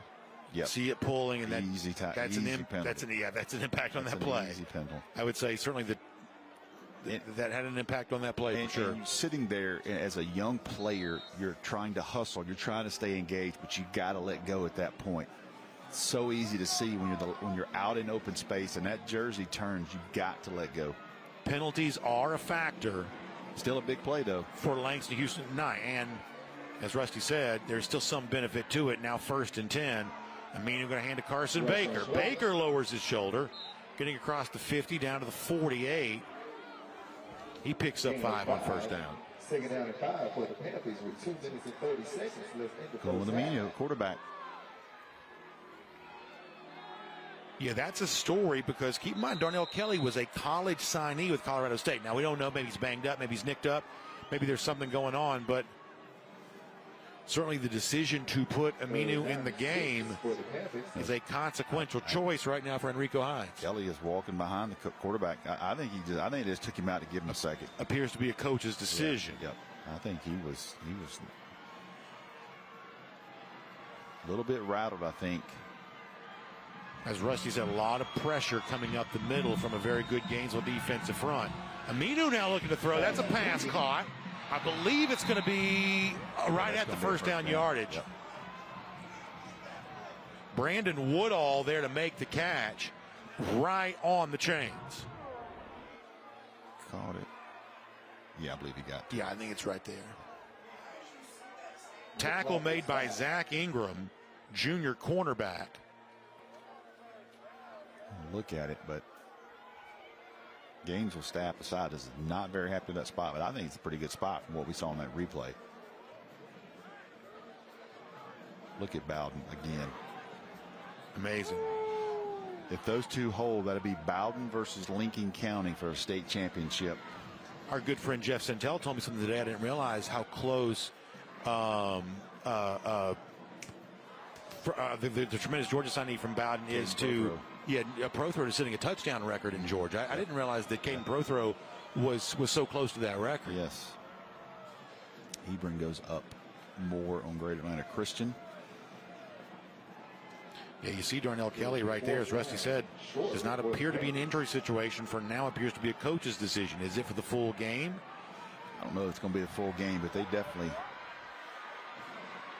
I kind of sensed it too. Wooden setting his feet. So they're going to say just short of the first down, making it now 4th down coming up. The down marker says 4th down. Aminu keeps it, and he's going to get the first down. Aminu showing off his legs. Yeah, he was in a battle for the Woodward Academy job. I mean, this is a young man that's despite not starting, had college offers from camps, going to universities, throwing for him. Getting his chance right here in a very big moment. Down 7, late in the half. 90 seconds to go. Gainesville leads by a touchdown.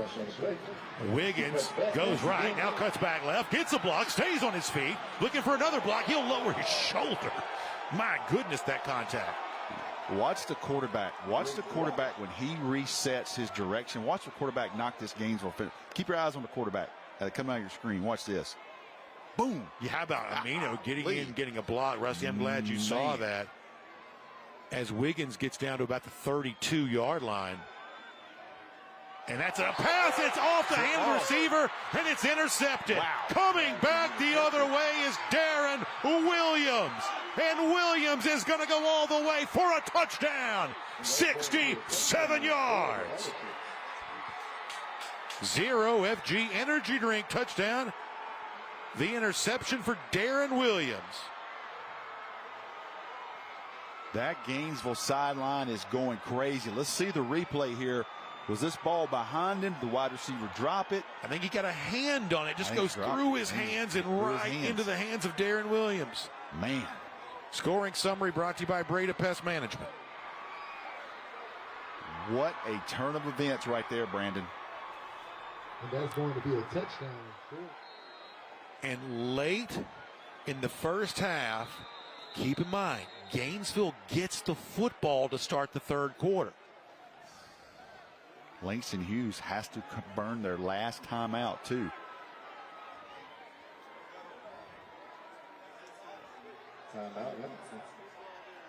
How about that for Darren Williams? 6 interceptions.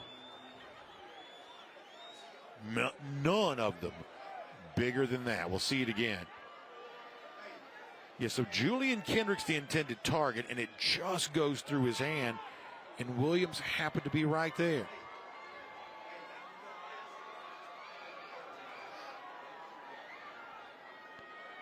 .67 yards back for the score. I'm telling you, it is really quiet on this side of the field right now. Yeah, a tremendous change. Now, here's what we know about Langston Hughes. They've got the offense. They can one simple handoff. They don't have to abandon the run. They don't have to do anything different. They just got to get their playmakers involved. A lot of folks down there from Hall County. Yeah, major crew traveled over here today. I do also think in what was really billed, rightly so, as a battle of two teams very good on both lines of scrimmage, Gainesville, with its offensive and defensive line, has been very impressive so far. Definitely. I think the Gainesville defensive line has been as good as advertised, and they are really controlling things right now. That was just a tipped ball that should have been caught, and it turned into 6 the other way. Logan Gailey, the hold from Silas Ingram, and it is good. PAT brought to you by Tim Eccles and Fitz Johnson, our public service commissioners, who've supported us all year long. And with 47 seconds left in the first half, Gainesville has now built a 27-13 lead over Langston Hughes. You have a extremely talented football team. You have a very tough-minded football team. You see the reverse angle of the touchdown interception returned by Darren Williams. Almost seeing what he saw as he picked that off. The guy in the end zone behind Langston Hughes on the field, is that Cam Newton down there in the cowboy hat? Big, I don't know if that's him or not, but it looked like a very tall guy standing behind the end zone. That wasn't you talking about.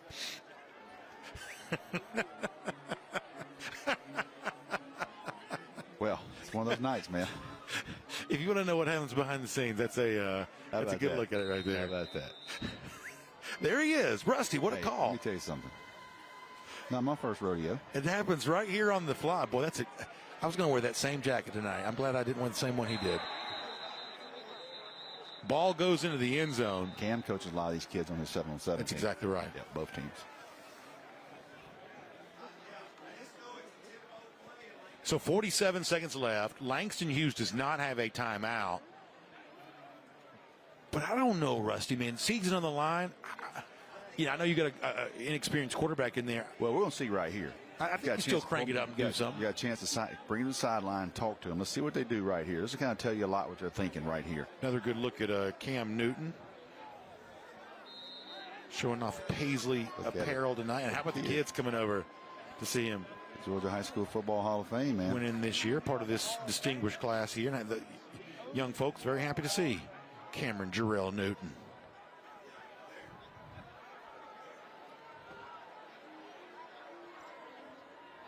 It's going to be a handoff on first down. Wiggins goes deep left to try to get around it. And he's going to be wrapped up. Beautiful tackle. Driving him out of bounds by by Jamarcus Sims. Gain of 5 on the play. Second down. Got 5, 39 seconds.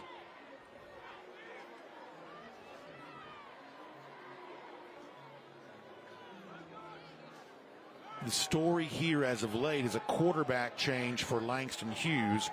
Prince Aminu. By the way, speaking of quarterbacks, you see Cam Newton off in the background there. Handoff. Darren Williams makes the tackle. Gain of 4 on the play. Third down and 1. So after the interception, Gainesville may be content. I'm sorry, Hughes may be content just to let this one come to an end, although you see Jamarian Matthews down on the field right now. And now the Gainesville training staff are going to come tend to him, Alabama signee. As you see another look at Cam Newton. Matthews is going to leave easily on his own power, so actually he's hobbled a little bit, but I think he's probably okay. Brady Pass Management score taker also shows you Sandy Creek up on LaGrange right now. 23 seconds left in the half. Josh Niblett. Almost like an old school starter jacket. Russ, did you have a starter jacket when you were in high school? No, it was just coming out, kind of the coolness. I think the first one I really thought was everybody had that Hornets, the Charlotte Hornets. There was a lot of that. Man, there was a lot of that. That was, I did not have any of the Zulu pants over there. I did not have the Zubaz. I did not have Zubaz pants. I figured you would. You and your fellow offensive lineman. I was a members only guy. I was a members only. Carson Baker tackled, and that's going to bring the first half to a close. What a half, man. What a half for Gainesville. They travel through Atlanta traffic all the way to Langston Hughes, a team that beat it in the 2022 state championship game. But for now, it's the Red Elephants on the road and looking good. The national story of a team that didn't know it even get a chance to be here. Originally, more than 30 suspensions, but somehow they have endured. They have the lead. We got a big second half coming up. What sets us apart? At the Gwinnett County Sheriff's Office, we are guided by the mission to serve and protect through dedication, professionalism, active cooperation with the community, and respect for human dignity. Our core values, integrity, service, respect, and progress, are at the heart of everything we do. If you are ready to make a difference, join our law enforcement family. Start your career today with the Gwinnett County Sheriff's Office by applying at gogcso.com. Your future awaits. You may know Tidal Wave Auto Spa as the world's greatest car wash, but did you know Tidal Wave also has the easiest fundraiser? So easy, our mascots think they can do anything, like making the big play on the big stage. Okay, maybe just a dream, but it is a super easy fundraiser. Just sell wash tickets and watch the money come in. If your flag football team, school, church, or group needs funds, go to TidalWaveAutoSpa.com and get started today. The Georgia Sheet Metal JETC equips apprentices with the knowledge and skills required to start a rewarding career in the sheet metal industry with programs in HVAC, industrial welding, and testing, adjusting, and balancing. Training is 100% free and allows apprentices to earn as they learn. Journeymen graduate with no student debt and have the potential to earn more than most college graduates. Visit our website to learn more about this opportunity at careersinsheetmetal.com. Transform your outdoor space with Inspired Landscape Solutions Incorporated. With 34 years of expertise and a passion for innovation, we offer full-service maintenance, custom hardscape, outdoor living design, irrigation, lighting, and so much more. Whether you're envisioning a serene garden retreat or a vibrant outdoor entertainment area, we bring your dreams to life. Inspired Landscape Solutions, where creativity meets craftsmanship. Welcome into the halftime show brought to you by GeorgiaConstructionCareers.com. I'm Kelly Mansell alongside IJ Rosenberg as well as Jeremy Williams, the Gainesville City Schools Superintendent. This is our IBEW halftime hit. Jeremy, for you, when it came to the process and procedures of the appeal and the injunction, what was your role in that? Well, it was definitely new for all of us. I was at the game in Brunswick, was out on the field when all of that happened. And you know, we had a lot of discussions overnight and into the next morning trying to see what was going to happen with GHSA. We understood the bylaws. We also understood this was a different situation than what we've ever experienced before. And so in that process, Adam Lindsay, myself, and also Coach Niblett had multiple discussions about, you know, what are our steps? What is our responsibility? How do we go about protecting our kids that we felt like were in a very unfortunate situation, but also at the same time ensuring that the kids who did overstep and kind of acted beyond self-defense, that there were some consequences for them. So when the opportunity came for us to appeal, we had to put that together very quickly. Yeah. I was on vacation with my family up in the mountains. No. And so they got to enjoy part of it while I stepped away. Right. But, you know, duty always calls. And so we're able to be here tonight. And so that appeal process obviously took a little more time than we anticipated. But it's a beautiful night for football. Absolutely. Let me ask you, were you surprised a little bit that the GHSA backed off, though? You know, when we started all of this, the first thing we thought is, you know, we felt like there were some discrepancies in different places. Not necessarily anything that when we started to dig into it, because we were worried about our guys and what we were able to do. And as it went on, you would hear stories about other schools that had other situations and kind of how that people responded to that and how GHSA responded to it. And I believe at the end of the day, they did notice that there was some, you know, indiscrepancies or some discrepancies there with how maybe that was handled earlier in the season. And so we did benefit from it, being able to be here tonight. And our 4 players that were suspended, that the appeal was out. Yeah. Well, and also the GHSA appeal on Wednesday upheld those 4. Right. And so that was really great for us to let people know that, look, we don't excuse what happened. Right. It was unfortunate circumstances, but we also feel like there was some gray area, maybe that some traditional bylaws doesn't allow to look into. And it would be remiss not to also ask you about last night. We just talked about that, about the flag situation. You told me that you were sort of waiting for your coach to give you a call, and it was 10 minutes. Talk a little bit about what happened my athletic last director, night with the flag game. Yeah, we were at our school board conference and having training and everything else. I got back from dinner, called my athletic director, and I said, I hadn't gotten a score update from you in a while, so what's going on? He goes, well, you won't believe this. And I thought, of course, when it rains, it pours, right? And 2 very coincidental, unfortunate situations, 2 very different situations, in my opinion, when you look at the film of the 2. You know, we don't condone fighting, and I felt like last night the penalties that are coming down for our players is appropriate for what we saw on tape and where we feel like we should go.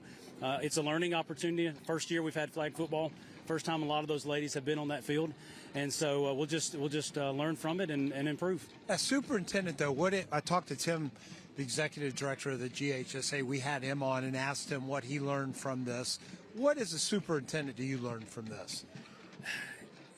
You know, when we go through any process, you have an opportunity to learn how proactive you need to be in some of those discussions or how thorough you need to be. And I do believe when you're talking about a quick turnaround from that Friday to the Sunday night that they had to get the list of GHSA to a Monday, then a Tuesday appeal, I wish we just could have taken a breath. Right. I wish we could have looked at video with GHSA and determined who we felt like had gone too far, but we didn't have that opportunity. So maybe that's something we can learn in the future is how can we handle that a little better?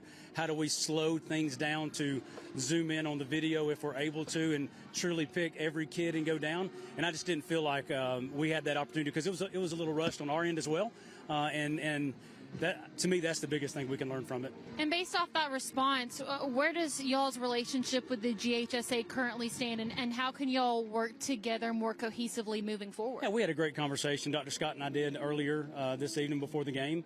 You know, I think both of us have coached, both of us have played sports, both of us have been superintendents and administrators, you know, and so I think at the end of the day we realize he's going to do what he feels like is in the best interest of GHSA and the bylaws. I'm going to do what's in the best interest of my kids. And sometimes those don't necessarily match up, and that's why we have to come to the same table and work, and we'll move on and continue just that relationship we have with GHSA. But you have to be excited. Team's up, 2 touchdowns. They got to score late.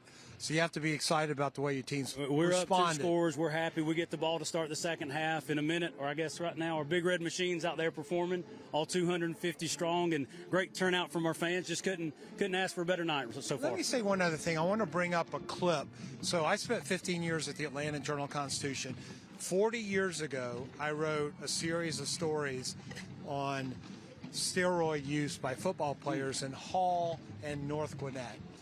And one of the things that, you know, we've been criticized a little bit, the AJC's been criticized about covering this story, but I think it's important, don't you, that people know that newspapers report and news stations do report on stuff like this, even though it's high school players? Absolutely. The number of conversations I've had over the last 2 weeks of people I've never spoken to at any length or anything like that, it's also good just to start a conversation.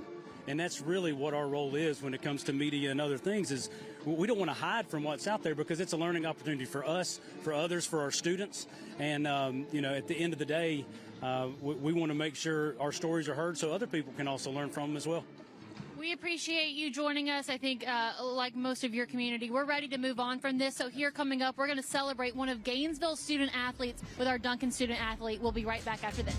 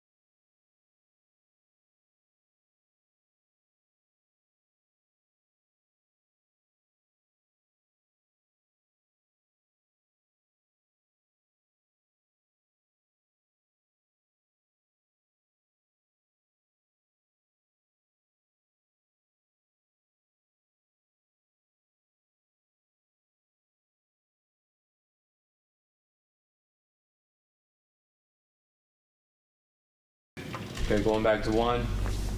This industry is my life. The Georgia film industry feeds my children, and it feeds my dreams, which are 2 very important things. The film community is a real vital ecosystem. You can make a living in it, in an incredible town. Real jobs, real impact. Support Georgia Films. Visit whygeorgia.com.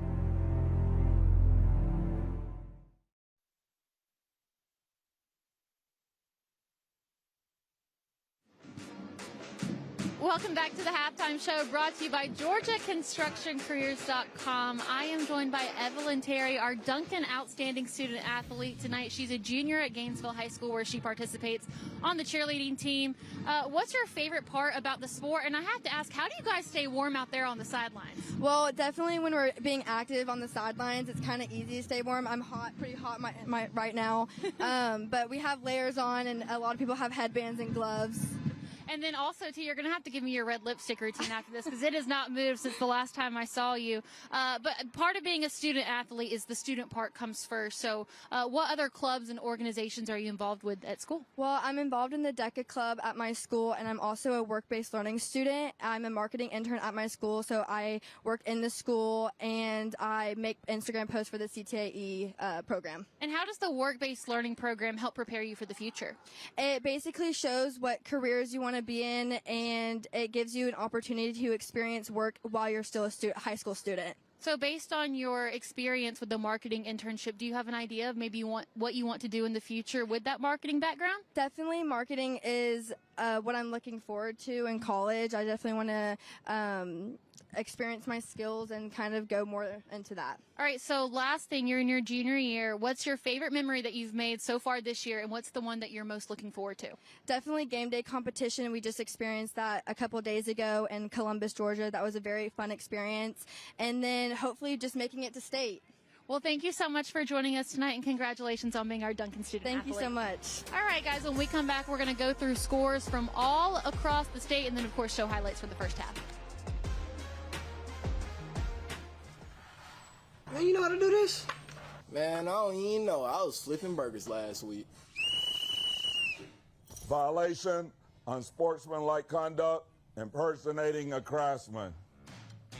Skilled trade unions are well-trained career pros, not part-timers. Construction is a rewarding and lucrative career with the advancement potential, but you have to do it the right way with the right training. Learn how you can be a pro. Find your career at GeorgiaConstructionCareers.com.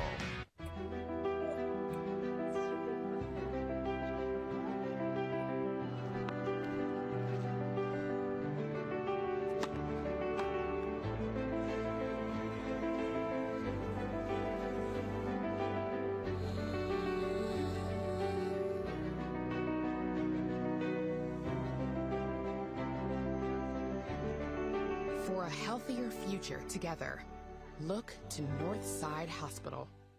A journeyman with Local 85, when you turn out, you can be hitting six figures. Hey, I have your back, you have my back, we're going to do this together. We're one for all for one.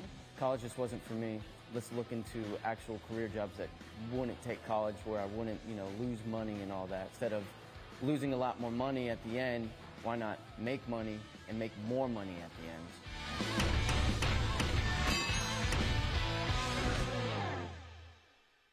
World-class training isn't just for leaders well on their way. It's for the ones just getting their footing. Seasoned pros learn through real-world experience. But so do young cadets. No other career path gives you leadership instruction that's so tested, so successful, so early. Decide to lead as an Army officer.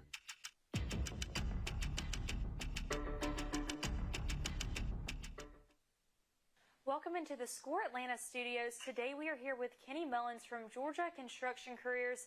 Kenny, a lot of young people are not sure what they want to do right out of high school. Was there a time that you felt uncertain about your own career path, and kind of how did you get that figured out? Yeah, the last part of my senior year in high school, I was unsure what I wanted to do, trying to decide if I wanted to go to college or if I wanted to do something else altogether. And then my cousin owned his own business in the construction industry. He's his own electrical business, and he was an IBEW signatory contractor. And he says, hey, he said, you should think about the trades. And this was back in 1995, 96. And so I looked into it, and I decided to go into the trades, and I joined the IBEW.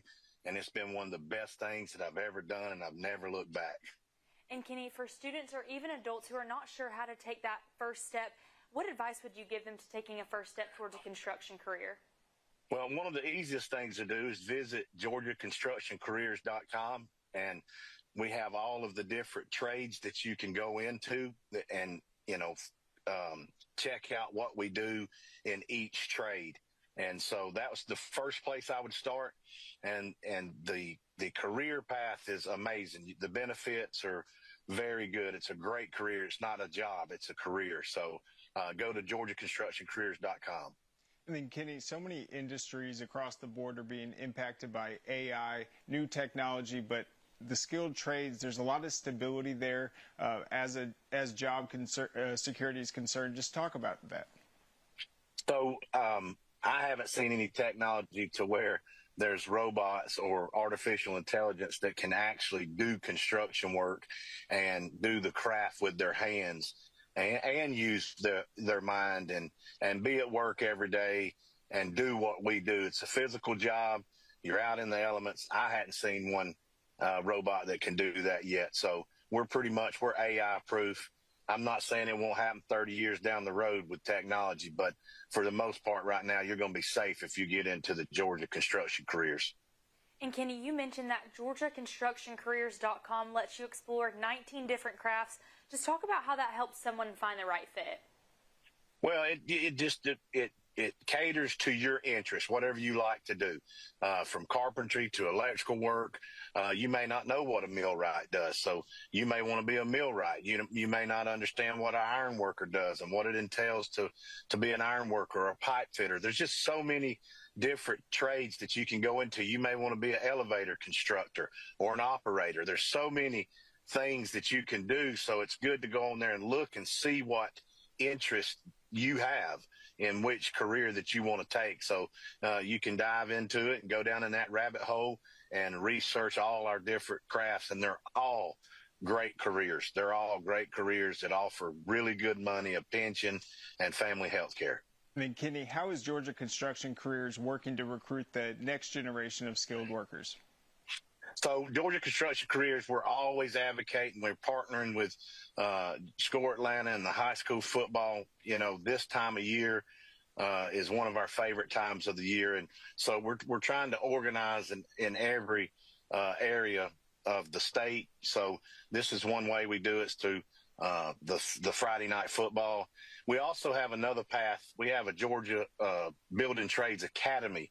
So, you know, typically all the trades require you to have a diploma or a GED, but we have a Georgia Building Trades Academy that you can also go that route. We take people from the age of 18 to 24, and we get you a GED, we get you your driver's license, we get you through a pre-apprenticeship so you can taste a little bit of the trades, and then you can pick which trades you want to go through after that pre-apprenticeship program. But that's for somebody who needs a little bit more tender love and care and needs to get their driver's license and some things like that. But that's a really good pre-apprenticeship program that we also have, and that's called the Georgia Building Trades Academy.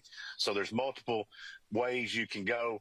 Again, I would just say go on to GeorgiaConstructionCareers.com and just play around on that website and figure out what you want to do.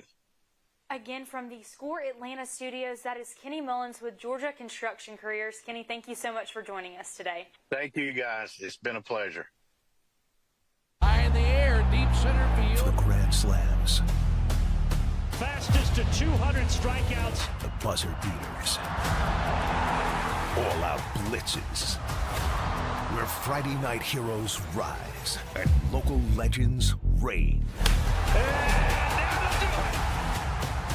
Your teams, your turf, your local sports live on Peachtree Sports Network. The big names, Does it again. the big games, the big moments. Hawks A-list matchups happen on Peachtree Sports Network. We're all about the rivalries, the games that come with bragging rights. He goes in a jam. The ones where Hawks take on the best in the NBA. Jalen for three. Where we show the league. Drives, floater. We different. It all goes down right here on Peachtree Sports Network. Home of the Hawks A-list. You love football. We get it. And Good Morning Football Overtime says, Bring it on! You tell them, KB. As we break down the game from every player to every team with exclusive access on and off the field. So yeah, unleash your fandom. Roar indeed. Because football never stops. Weekdays at 10 on Peachtree Sports Network. So before we kick off the second half, why don't we take a look at some scores from across the state presented by the SEC, starting with Class 6A, Carrollton leading North Gwinnett 27-0 in the second quarter. The other teams in Class 6A, Buford leading Valdosta 11-0 in the third quarter. When we look at 5A, of course, here Gainesville leads Langston Hughes 27-13. The winner of this game will go on to face Rome High School. And, of course, the other semifinal game in 5A will be Roswell versus Thomas County Central. When we look at Creekside and Kell in Class Class 4A Creekside up on Kell 21-3, but also, too, we are asking for prayers for Kell running back Mooney Gibson, who exited the field with a lower body injury. Also in the Class 4A, Benedictine over Marist 21-10, also in the third quarter. And then we'll close it out with our 3A matchups. Jefferson leading West Lorenz 17-13 in the fourth quarter. And then we've got Sandy Creek and LaGrange, which has been a battle this entire time, but Sandy Creek leads 21-17 third quarter. So that's our score update. With that, in case you're just now joining us, we're going to give it up to the booth because they've got the first half highlights for you. Thank you so much, Kaylee Mansell. Appreciate that. And, of course, great job by you all season. And before we get back to second half action, as Kaylee said, let's go back and look at some of our first half highlights here. And what a collection of highlights there were, Rusty Mansell, including after a fumble recovery by Gainesville. Quick strike, legend Wilmot catches from Kareem Hughley, and Gainesville's on the board to get the first half Will start. out right there, first play from scrimmage. And then you see them with an answer really quick. The Texas A&M running back commit Carson Baker explodes up the middle for a touchdown. Really quick answer. By the way, they had an extra point blocked. That's exactly right. Halftime highlight, first half highlights brought to you by Sports Turf. Then it was the other running back, Quantavious Wiggins, who got a chance to get in on the scoring action down the sideline. But Kareem Hughley would not be done. Beautiful touchdown throw, connecting with Colin Porterfield. And this is when Gainesville would start to build its lead here. The freshman receiver, Trent Wilcox, the back shoulder catch. And then costly moment as the ball goes through the hands of a Langston Hughes receiver, and then Darren Williams, junior linebacker, in position for it, will go all the way back to the end zone for a touchdown. Interesting, something we're going to watch. Interesting late quarterback change there, but right now, Prince Aminu and Darnell Kelly are both warming up on the field, so we'll see. But, like you said, Gainesville will get the open possession. Yeah, one of the things that's become such a popular topic is the notion of the middle eight. Final 4 minutes of the first half, first 4 minutes of the second half. Gainesville has a chance to really capitalize on that right now with this opening possession. Brandon Adams, Rusty Mansell. Winner will advance to take on Rome in the state semifinals on Thursday.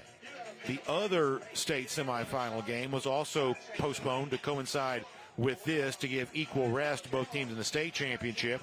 That's Thomas County Central, who will host Roswell. Roswell beat Gainesville in the regular season. They share the same region, and they will also share the same region for the next 2 years, too. Not so fast, my friend. Announcement came out about that this week. And for the winners of good look at us on camera there. For the winners in the state semifinal game, they will then go on to the state championship, which is actually going to flip-flop with the 6A state title game. Tuesday to Wednesday. That's exactly right. So the 6A game moves to December 16th. The 5A game is then going to be on December 17th. So everybody moving things around to accommodate after the controversy from the second round win by Gainesville over Brunswick that resulted in a number of suspensions after a brawl ended the game abruptly. Of course, by now you know, Gainesville took the GHSA to court, won in court. The GHSA initially had plans to appeal, delayed the game last week to consider its legal options, but had the GHSA gone back to court in a traditional appeals process, it may have taken 6 to 8 months, which obviously would have. Well, what I was told last Sunday, now there's different things, but I kind of trust this source. The drop dead date as far as they were going to go was December 20th. Mm-hmm. It's also worth pointing out that, as you know, Dr. Tim Scott, the GHSA director, has said, they acknowledge an inconsistent handling of this rule dating back to altercation that occurred in another game not involving either of these teams in August, where there was a fight, benches did clear, and the same come onto the field rule was not adhered to then by the letter of the law. I think the position of the GHSA is, as it's an onside kick to begin the second half, Gainesville's going to recover. Upman took a big hit. Yes. Yep, we're going to have. So he called fair catch. and then they hit him. So Hughes tried to make something happen. Credit to the young man who I believe held on to it. And I think we may get a penalty tacked on to even what's already good field position by Gainesville. Let's see it again.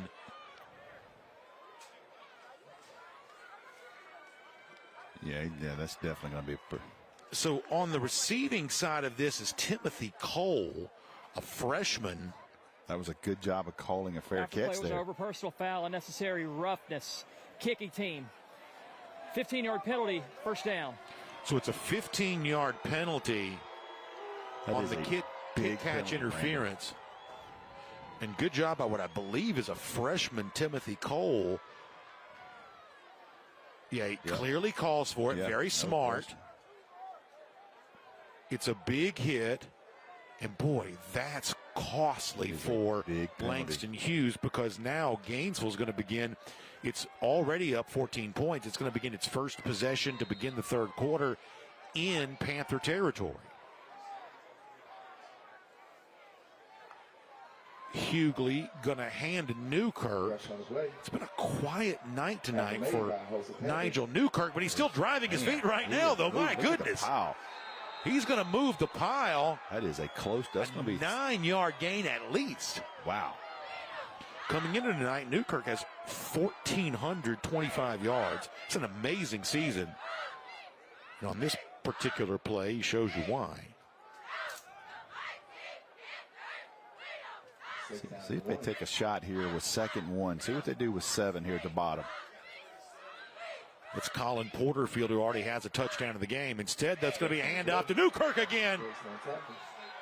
Newkirk finding his way down the 20-yard line. He got 11 on that.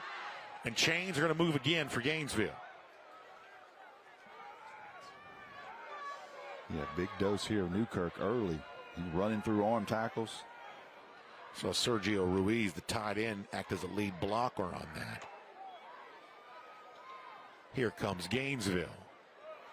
Handoff to Newkirk. Boy, steady diet of him on this drive. Gain of 3, 2nd down and 7. In the red zone now, presented by Ironworkers, Local 387. Carver Columbus separating there from Burke County.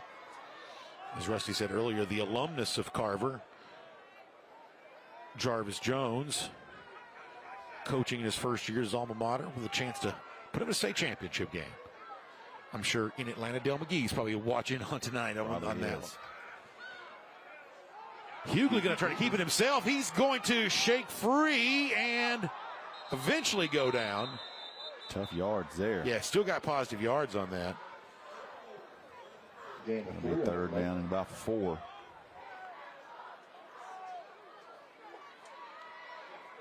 You know, Hughley's got a nice big frame, and you see why that's a valuable thing for a quarterback to have.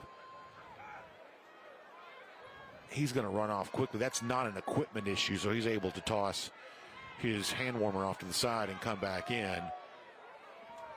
If there was a helmet of some sort of regulated equipment, he would have to step off, but he just wants to toss that aside. Going to come back in, fakes the handoff. Now he's going to run and keep it. First down yardage. Inside the 10-yard line goes Kareem Hughley. He has not used his legs much tonight, but he does there. Good decision there.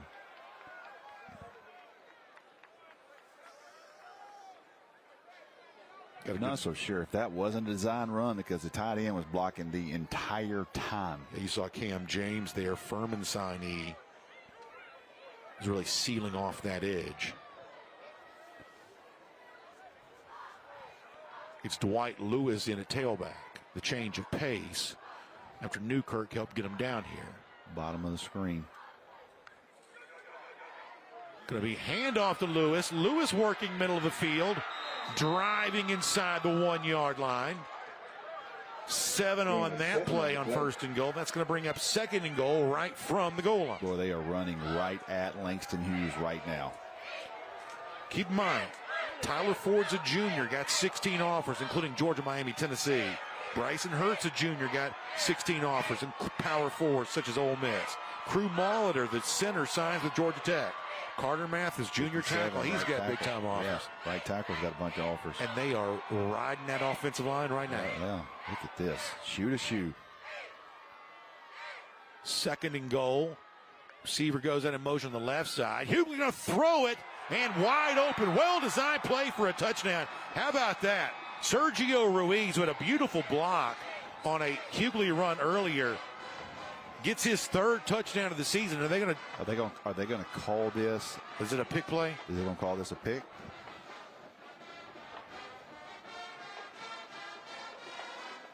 Let's hear.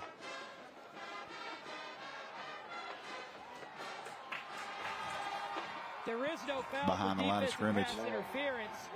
The ball is caught behind the line of scrimmage. Yep. The result of the play is a touchdown. Yep. They're going to wave that off. Yep. And that's a touchdown for Gainesville and Sergio Ruiz. And now Gainesville on the road against a team that once beat it for a state championship. By the way, let me put you in a good mood. You know what that play right there reminded me of? Stetson Bennett to Brock Bowers in late. the national championship game, 2021. That's a great call. Picked up the blitz and just tossed it right over to him. And now it's 34-13. What a performance. They waited. They argued their point. They got their players eligible. And they are using them to great effect right now. Gainesville leads on the road. We're here for the walk-offs. And that'll do it. Start the buses. The shutouts. Struck him out. 10 strikeouts for Strider. The RBI singles. Double plays. Triple threats. 3-run home run. The moments that make you nervous. And the ones that keep you coming back for more. As clutch as it gets. No matter what your favorite Braves moment is, it happens here. Peachtree Sports Network. The Braves play here. This holiday season, indulge your senses with Next Gen TV. Experience the magic of unmatched clarity with HDR and immersive theater quality sound. This is why we first alert so you can plan and prepare. And discover an entirely new way to watch Atlanta news first. Next Gen TV, more affordable than ever and free to use. Make your next TV a Next Gen TV and unwrap the joy of ultimate entertainment. Visit atlantanewsfirst.com/nextgen to learn more. Welcome to Local News Live. Let's get right to this breaking news. Your nation, your neighborhood. Stream the stories sparking conversations from coast to coast. At least 4 people were killed while 8 others were hurt. From hundreds of local reporters and meteorologists spanning the country who know the streets and the people. We're going to keep a close eye on the situation. The free Local News live streaming app. Search LNL on your TV, on your phone. Local News Live. Always streaming, always free. Welcome back, everybody. Brandon Adams, Rusty Manziel. 34-13 is our lead for Gainesville over Langston Hughes right now in our drive for the GHSA state title. Presented by GeorgiaConstructionCrews.com. You see that big Red Elephants band that's traveled over from Hall County for this one. They've got a lot to be happy about right now. That fight song has played plenty of times. Coming up in just a moment, we're going to have a special guest joining us here, too. You're going to want to stay tuned for that. See the Gainesville cheerleaders as well.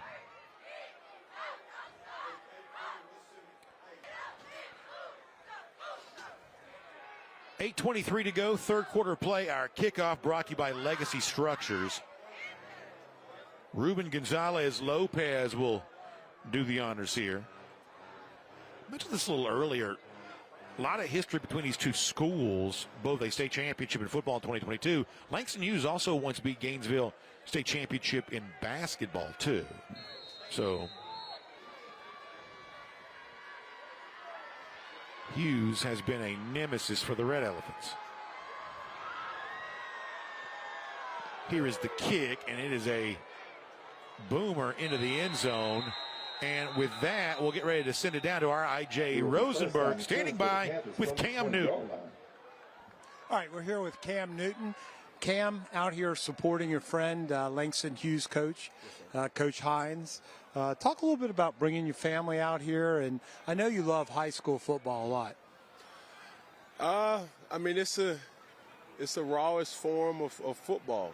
You know, right before you will want to say professional, football and collegiate sports now, especially in the next level of the NFL. But, just seeing the effort, just seeing, the attention to details that both programs provide, no matter who the matchup is, man, I'm a fan of. And, just to see these kids and to see myself in these kids as well always brings back joy for me. Let me ask you this. You played at Westlake High School, then you went on to Auburn, of course, had a great NFL career.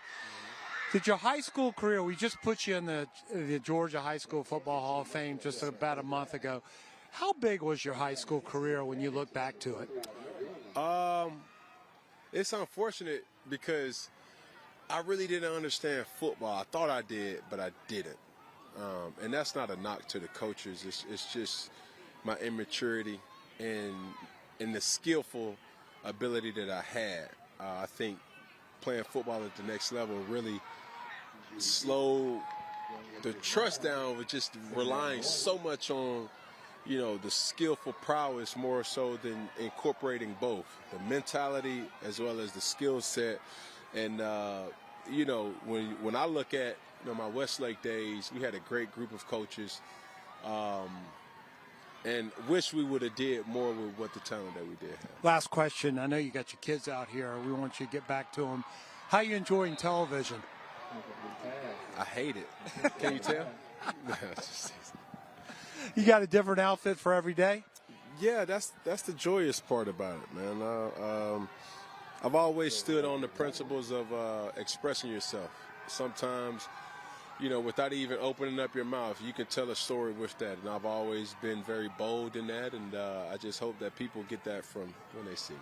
Thanks, Cam. Back to you, Rusty. Brandon. Thank you, IJ, and I appreciate Cam Newton spent some time with us. Also news here on the field, as you can see, Darnell Kelly, who had started the game at quarterback for Langston Hughes, the Colorado State signee, briefly exited the game, what we believe was a coach's decision in the end of the first half.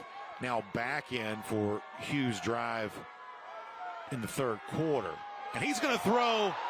That pass was deflected. Almost intercepted. Xavier Griffin, man. You want to talk about length, and you start talking about, you mentioned there, look how long he is in that 6'3" frame. Watch this play right here. Yes, that one goes through the hands of Xavier Griffin. I'll tell you one thing I'm seeing right now. He's locking in on receivers. He did not. His eyes were on that receiver the entire time. Got to look it off. Kelly will run, and this is going to work out well for Hughes as he takes it down to the 30-yard line.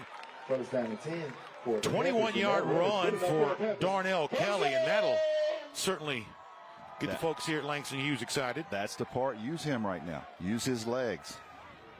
Passing game right now is out of rhythm. They go empty again. See if he runs it right here. Kelly will do so. He's going to find some room again. Gets a block. Gets down to the 22. He gets 8 on that carry. Yep, they go empty set. 8 on the play.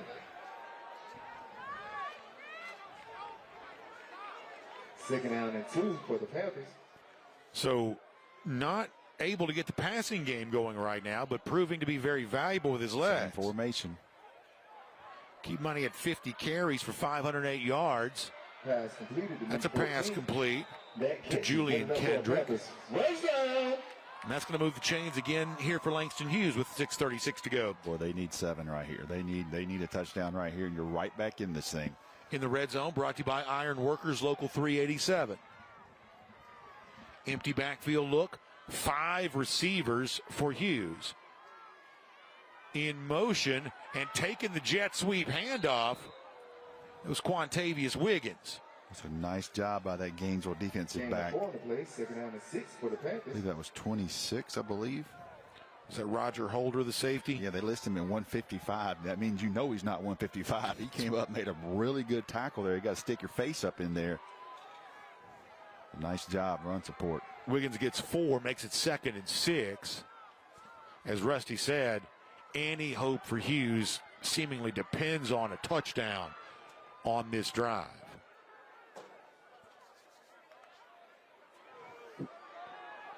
Kelly going to throw to the end zone. Oh, and not able to hold on. Quantavious Wiggins was wide open, but the connection just wasn't made. Third down for the Panthers. Oh, my goodness, man. He just... Brandon, you got to have those. What's the old Vern Lundquist line? Got to be the sixth man in America. You know, certainly the sixth man here in Georgia tonight on that one. When he sees it's going to be Wiggins, because, boy, that was a surefire touchdown. Now looking at third down with Wiggins staying in. Clock's going for Kelly under center. Going to have to hurry to get this one off. 1 second, does. Now rolling right. Wiggins is open again, and it's incomplete. I don't know why the Gainesville defender turned him loose. That was a tougher ball to catch because you have to have body control and turn back, but the Gainesville defensive back turns him loose. It's a good effort to get to that one. So they got to go for this. You think they would have to, but down 21, they're going to bring in Alex Brock for a field goal. Okay. With 5:40 to go, it'll be a 29-yard kick for Brock, who missed his last PAT.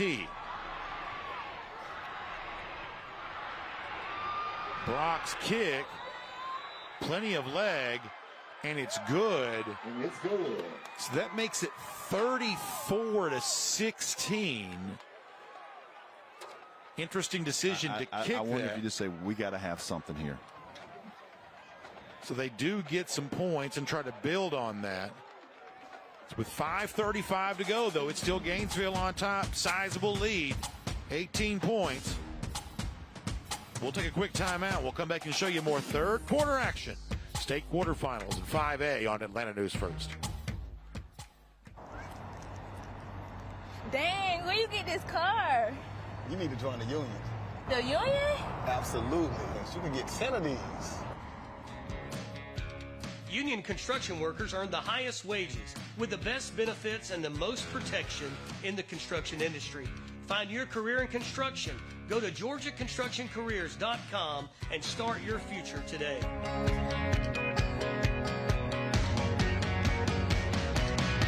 You may know Tidal Wave Auto Spa as the world's greatest car wash, but did you know Tidal Wave also has the easiest fundraiser? So easy, our mascots think they can do anything, like making the big play on the big stage.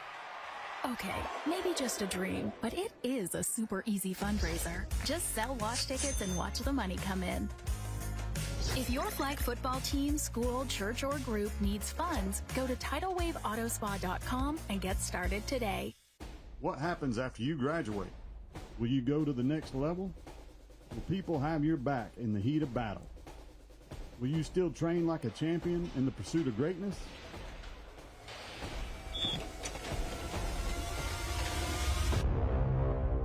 You will when you become an IBEW electrical worker. Join our team. Visit IBEW613.org. You'll still have common days. Get caught in traffic during your commute. Overthink a text message. Get a song stuck in your head. This is not one of those days. A few weeks a year and you'll discover the most uncommon time of your life.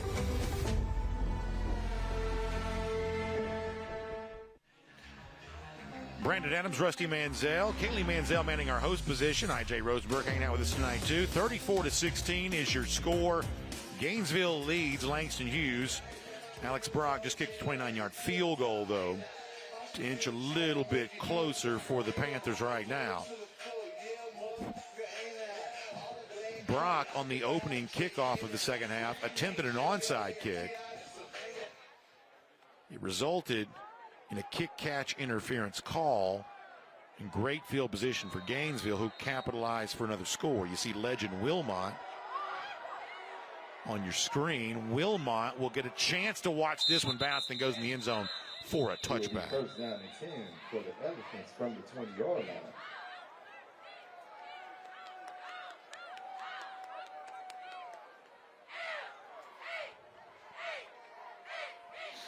Good look there. Josh Niblett once again. I'm going to ask if I can borrow that jacket for tomorrow. Listen, if it gets much colder, I may go see if I can borrow it tonight. The old school look for Gainesville with the helmets tonight. Former Alabama player. Longtime coach at Hoover High School.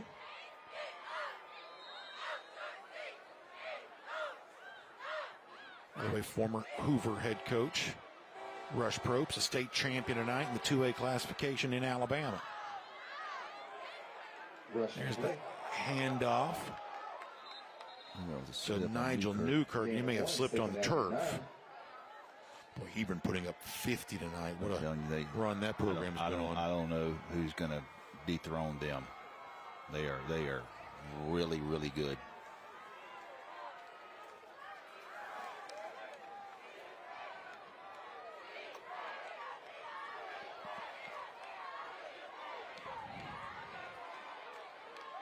Hughley take the snap, hand off to Newkirk. Newkirk going to run between the hole on the left side. Inching his way up to the 24, gets about 3. That's going to make third down now coming up. Valdosta scored, made it 11-7. Buford in the third. As we see the Creekside Kale game rolling by, I'm reminded of the news you broke to us earlier. He posted back Mooney Gibson. Mooney Gibson posted a picture on his Instagram, and he was in the back of an ambulance. He said, "Just pray for me," but you did see a air cast on his leg. You know, last week we obviously weren't able to be here, but Kale got a thrilling win on Atlanta News First against Cartersville. As you see a pass complete there to Cam James. James is fighting for it, and he's going to get that first down. Second effort by James going to move the chains for the Red Elephants. Carver Columbus moves on final to state championship over Burke County. Nice job there running, trying to finish, man. Extra yards.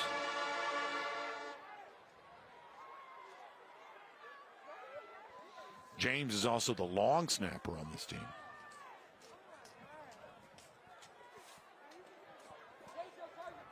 Had a touchdown earlier. Handoff goes to Newkirk, following receiver in motion. Ooh. Tripped up, but that one had a chance to be a big gain. As it is, he gets up to the 39 and got 8, but it had a chance to be even more than that. Man, this is a huge tackle here to save a ton of yards, possibly a touchdown. Don't see the defender, but he had a lot of green space in front of him. Gainesville is not in a hurry. No. Up 18. We kind of discussed that during the commercial break. Not real sure why they went for the field goal, other than maybe he just said, we gotta have something out of this drive. Because unfortunately, you still need 3 touchdowns. Now you still need 3. We have a flag on play. False start. Offense. 5-yard penalty. Second down. Gainesville's turn for a false start. That was an issue tonight for Langston Hughes. A lot of drives, backed up, longer fields.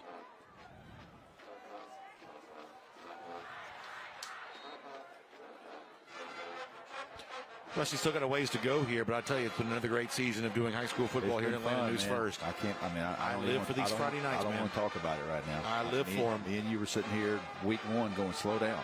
I know it. We didn't want to. Next thing you know, we were in week 4, and here we are in the state quarterfinals, state semifinals. This is the handoff from Hughley. This time it's Dwight Lewis, and Lewis gets a block. And he's still on his feet into Langston Hughes territory, inside the 30, down to the 29-yard line. First down for the Elephants at the 30-yard line.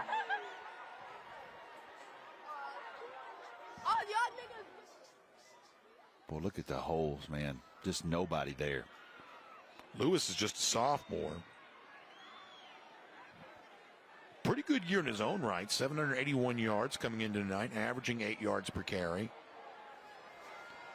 When you have that second back, and obviously Newkirk's been the bell cow, more than 1,400 yards rushing, but when you can bring in another running back and not have a huge drop-off, that's so valuable. Langston Hughes has that.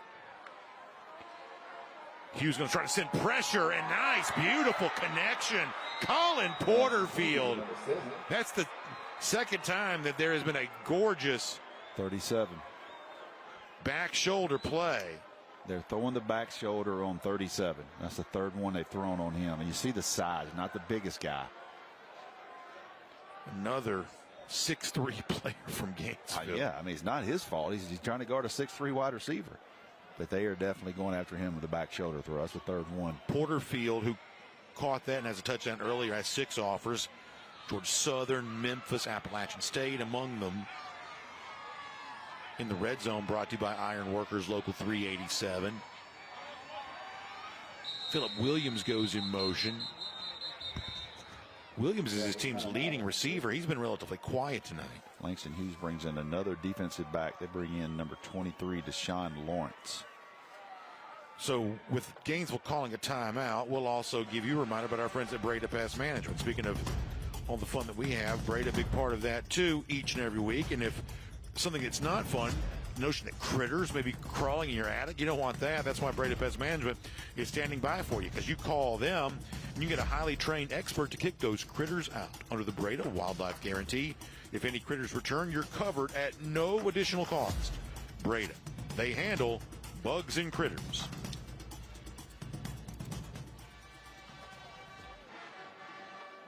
Josh Niblett talking to his charges.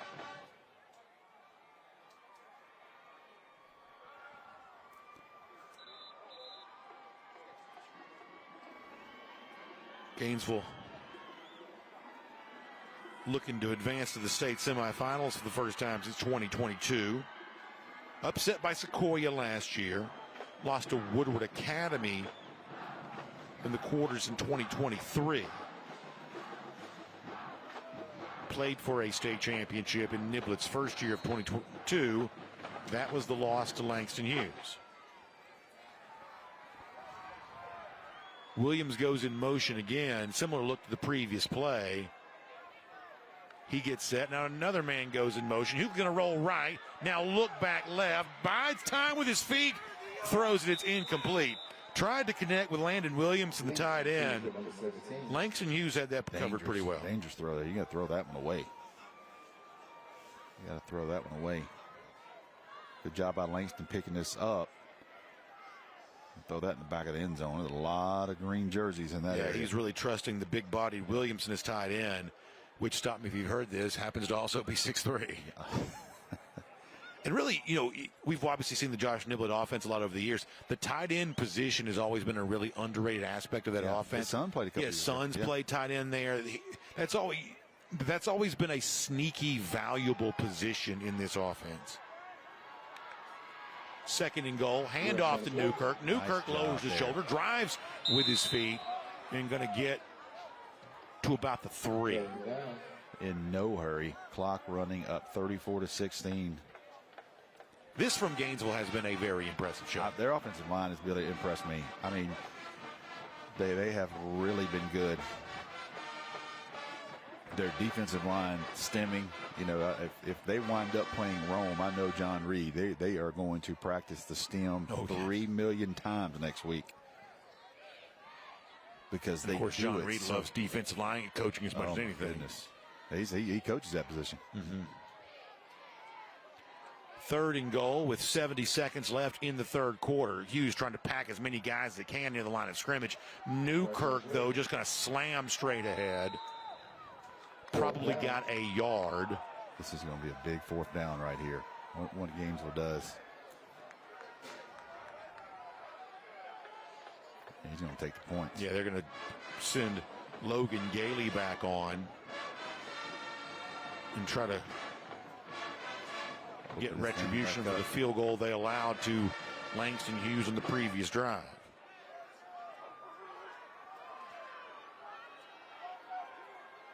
Gailey, who's 20 of 21 on PATs this year. This one, not much more in PAT distance coming in to tonight.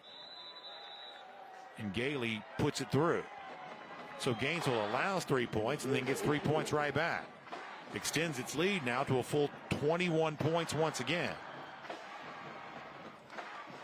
And while we have a moment, obviously some great players in this game, and as we look ahead to the future, the Georgia League Classic is coming up. Rusty giving out some more invitations here, including Brandon Woodall playing in this game tonight. Yeah, the seniors, man, this is a big invite for these guys, and I know a lot of these guys are still out there. This is a great opportunity. We've got about 10 spots left in that senior game. We're going to put up a social media post on Monday. Drop your tape. We'll have some coaches look at those things. We've got some juniors right here. Another very talented game. And you love to see these guys get a chance to go show what they're all about. A lot of guys from the class of 2028 here, too. Sophomore game is going to be loaded, man. Looking forward to being part of that once again up in Rome, Georgia.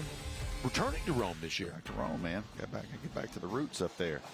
A lot of people excited about that. Downtown Rome does a tremendous job. They really do. It's beautiful. I tell you, decorated for the Christmas season like that, beautiful up there, too. It really is.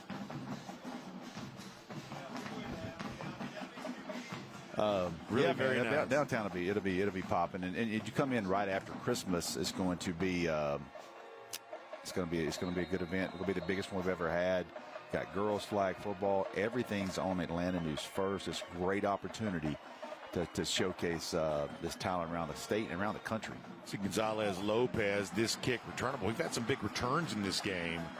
This one, though, for Wiggins will not be that. Gainesville swarm special teams wise, and going to drop Wiggins right there at the 20-yard line. Nice tackle made on that play by Jason Johnson. You'll see the Gordo's fan section of the game here. A lot of folks enjoying a cold night. Gainesville sideline there, a lot of red and black. They'll be, if they hold here, they'll be heading up to Floyd County Thursday. Plenty of places to eat downtown. Get there early. Yeah, you love to. Oh, that's the our truck points out that a lot of folks watching the game on their phones and waving to us. So we'll send a wave right back to you. Here's Carson Baker, creative flip going to him. And boy, you know, the score has probably prevented Baker from being as much of a factor in this game as he could have been. Correct. And they never really have gotten a rhythm passing the ball tonight. That's been one of the big things. When you saw his touchdown earlier, and then the way in which Wiggins came right back with that, there was a moment when you almost thought maybe these Hughes running backs were going to be too much for Gainesville. Yeah. But it has been pretty much all Gainesville since then. They are up 21, and they've got 12 minutes to hold on to this lead. If the Red Elephants can do it, they're on to the state semifinals. Langston Hughes at home, though, remains a tough out. Can the comeback still happen? We'll show it to you right after this on Atlanta News First.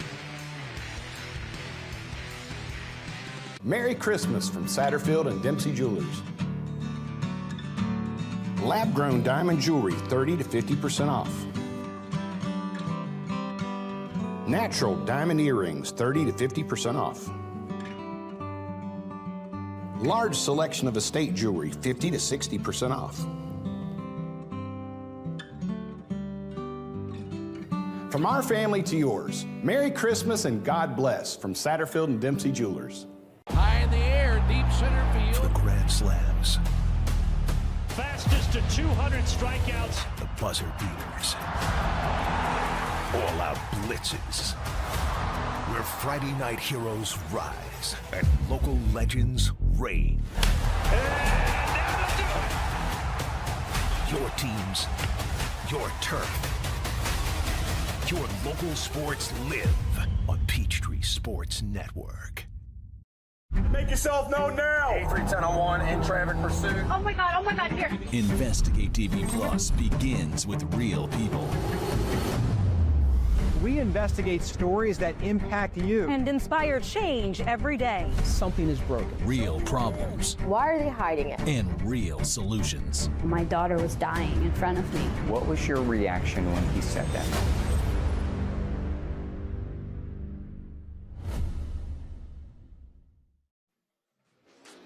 Welcome back, everybody. Brandon Adams, Rusty Manziel, Kaylee Manziel in our host position. Fourth quarter beginning here in Atlanta News First on our drive to the GHSA state title, presented by GeorgiaConstructionCrews.com.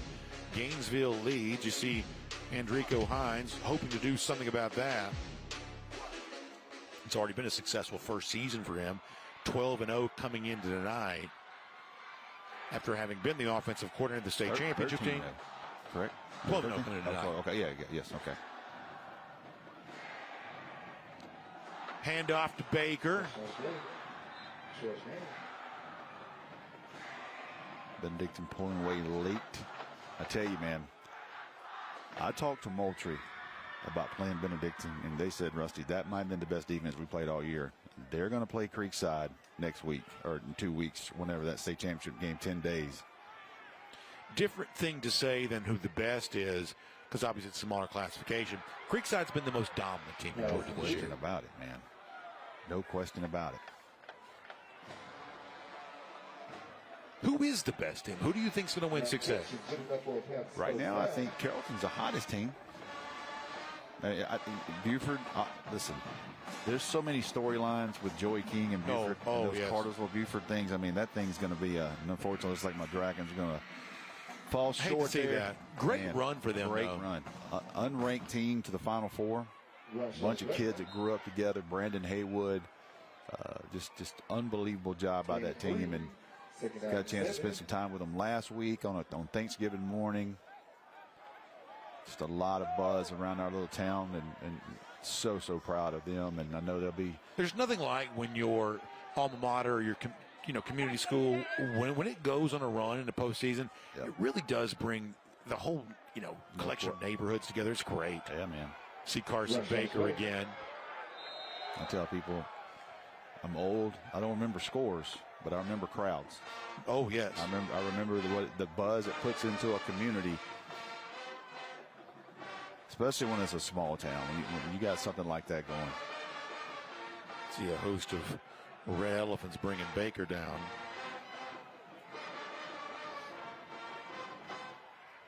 .10:36 to go. Well, it'll be 2 good football games next week. Whoever wins this, if Gainesville holds on, and then that Roswell-Thomas County Central game will be something now. It will explain to you again, both 5A. Next year it'll be 6A. This year, 5A semifinal games will be on Thursday. All of this a part of the reconfiguration of this schedule after the controversy involving Gainesville in round 2.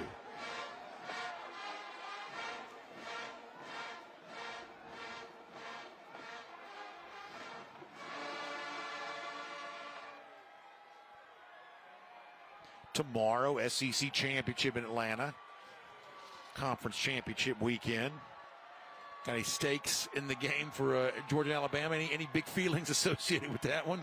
Just make a play, man. These games are so... Oh, ball game free. And that's going to be ruled a fumble.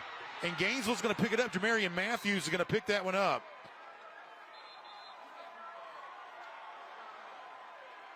Matthews, the Alabama signee, comes up with a big play for the Red Elephants. Is that a football move? That is a football move, man, I believe. As Kirk Herbstreit would ask, what is a football move? I'm not sure I know either. The problem is when you watch so much, and there's a man down here. Yep. The problem is you watch so much football, and you watch every replay so closely, eventually you feel like you end up knowing less than you did before you started. Listen, I've looked at this play twice now. I've changed my mind. We'll remind you there is, and most of you know this, no replay here, but there is a replay opportunity in the state championship game. Going back to Georgia-Alabama, that game has been changed by 2 or 3 plays, it seems like, every game. Opportunity, play, execution. I don't expect anything different tomorrow. And, I've told everybody, the odds are Georgia's going to win one sooner or later. Got to imagine, especially given the fact that, look, there was a time early days of the Kirby Smart era when Alabama was still the better program. No question about it. You lost the game because Alabama was just the better team. Well, in recent years, Georgia's won 2 national championships since Alabama last won 1. So, whatever has existed here is no longer about Alabama being necessarily a better program, although it's certainly a threat to win tomorrow. And by the way, speaking of the SEC championship, don't forget a lot of fanfare and prestige around this. It's one of the reasons why I think if you're a Bama fan or a Georgia fan, you want your team in the game because of things like the T-Mobile Championship concert featuring Ludacris tomorrow at noon.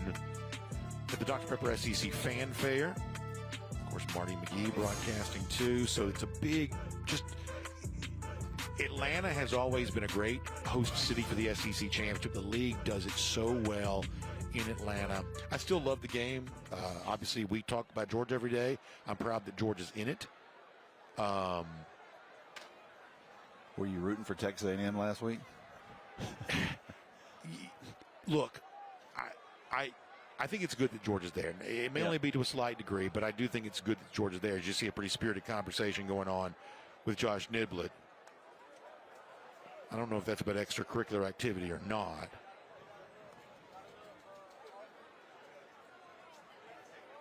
Still a man down here, so we'll give you an update on that. Also some intensity around that sideline. So quick timeout. You even see Lindsay, the athletic director, out there. Yeah. We'll be right back.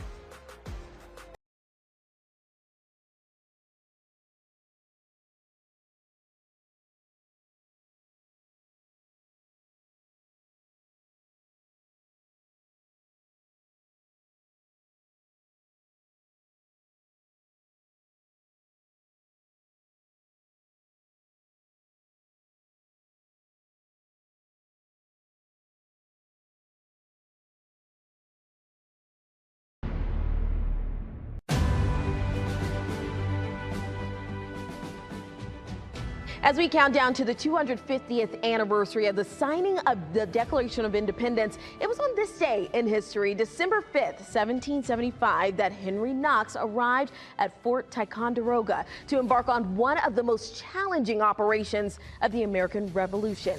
Over 5 days at Ticonderoga, Knox directed the work of Continental soldiers to consolidate, load, and transport a total of 59 cannon, mortars, and howitzers, along with gunflints and lead.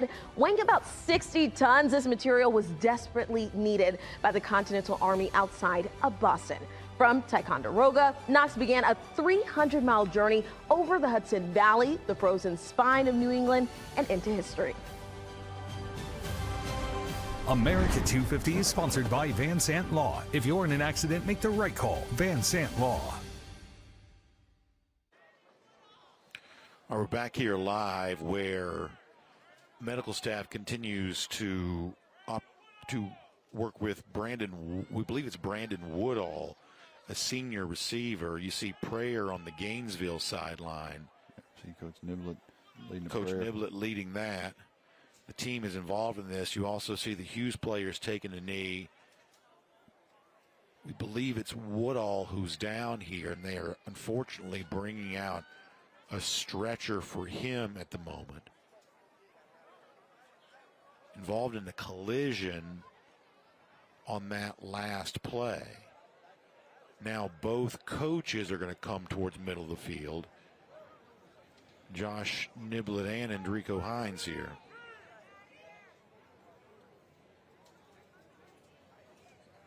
Obviously, both concerned for the health of all of these players. Well, just unfortunate right here.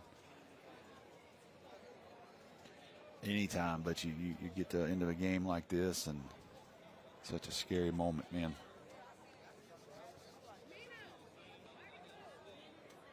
If we have any family members of Brandon Woodall in the stand, so Woodall, come down. If we have any family members, Woodall's family is being called down to the field from the by the PA announcer here. So obviously a concerning situation. And, you know, Rusty, so many times when we do this, you know, we're always hopeful that, you know, we even saw this tonight, you know, guy hops right back up and, you know, sometimes you get the breath knocked out of you, or you know, have a, you know, immediate reaction. But in this particular case, Woodall right now not quite able to do that. The medical staff still working with him. Obviously, every precaution being taken here. So we're going to do another quick timeout, and then we'll come back and tell you what we know about Brandon Woodall here, down for Langston Hughes right now. We'll be right back after this. The drive for the GHSA state title is brought to you by GeorgiaConstructionCareers.com. Transform your future today. At Breda, we made the decision to invest in infrared cameras. The infrared gives us a unique advantage because we can pinpoint that termite damage. We then use our microwave technology, which allows us to localize our treatment so we can get rid of those termites quicker before that damage becomes extensive. And that saves you a lot of money as a homeowner. Breda, Breda, no need to be afraid of bugs. Nothing is as pure and special as high school sports in the state of Georgia. And Score Atlanta is its #1 fan. High school sports are about families, kids chasing their dreams, communities supporting their teams year in and year out. And Score Atlanta wants to connect your brand with Georgia high school sports in ways that have never been available before. So let's talk about how you can reach millions of people who enjoy Georgia high school sports. For more information, contact Score Atlanta today. Georgia's Rome is the place to be this holiday season. Visit our vibrant downtown. Enjoy live concerts. Go ice skating. Shop holiday markets. And book a Christmas trolley tour. Make your weekend getaway one to remember. Plan your fun now at roamgeorgia.org. I've used R.S. Andrews 15 years, purchased 2 heating and air systems, so I rely on their technicians for service. I call, they come, it's fixed. And I appreciate Andrews' commitment. He gives it his all. That's how R.S. Andrews makes me smile. Yikey wawa! Running out of hot water is one way your water heater cries out for help. Call R.S. Andrews. Get a water heater rejuvenation. Your water heater gets added life, you get more hot water. Another way R.S. Andrews makes you smile today. Joining us now is Kenny Mullins from GeorgiaConstructionCareers.com. Starting off, can you touch a little bit more about what it is you guys do and what you offer? So we're 19 different affiliates in the construction trades. We build everything. So whatever it takes to build a structure, a building, a facility, we build it. And what characteristics of high school athletes would make them a good fit for the trades? Dedication. We like to be unified.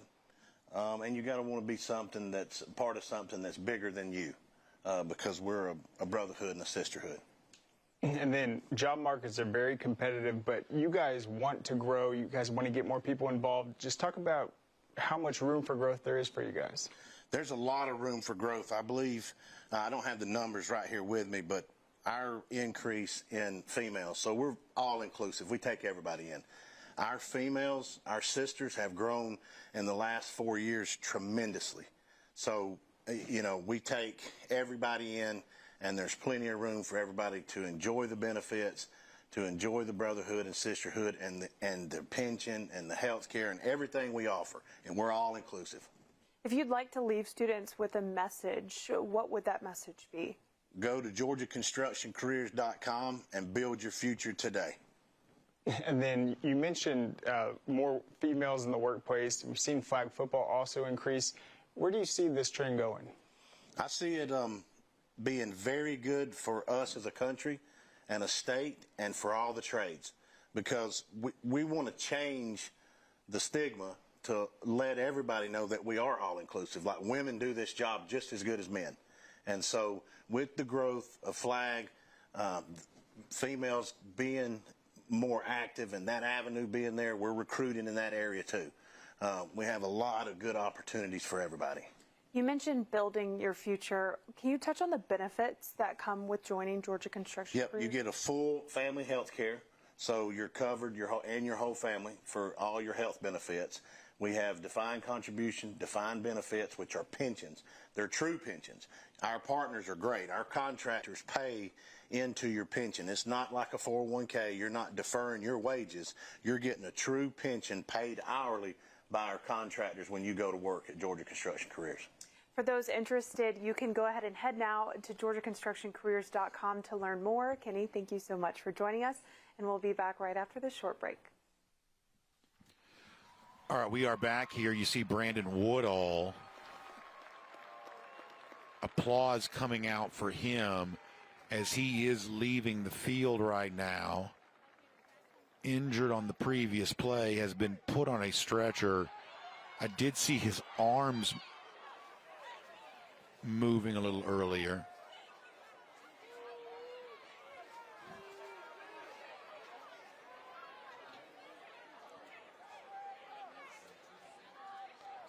Being now taken off the field. The Gainesville players were united in prayer for him a moment ago. He is a senior receiver for Langston Hughes, involved in a attempted reception, and we presume as a part of the collision went down. And Rusty, obviously we know anything related to the head and neck area, medical staff always going to move very slowly on that. There's precise precautions that get taken, and I know I speak for you and I say we hope that all of that was out of just an abundance of caution. We simply don't know, but it was nice. Through my binoculars, I was able to see Woodall moving his arms. Most of that was shielded. It's very hard to see him because, thankfully, there were so many medical staff working on him.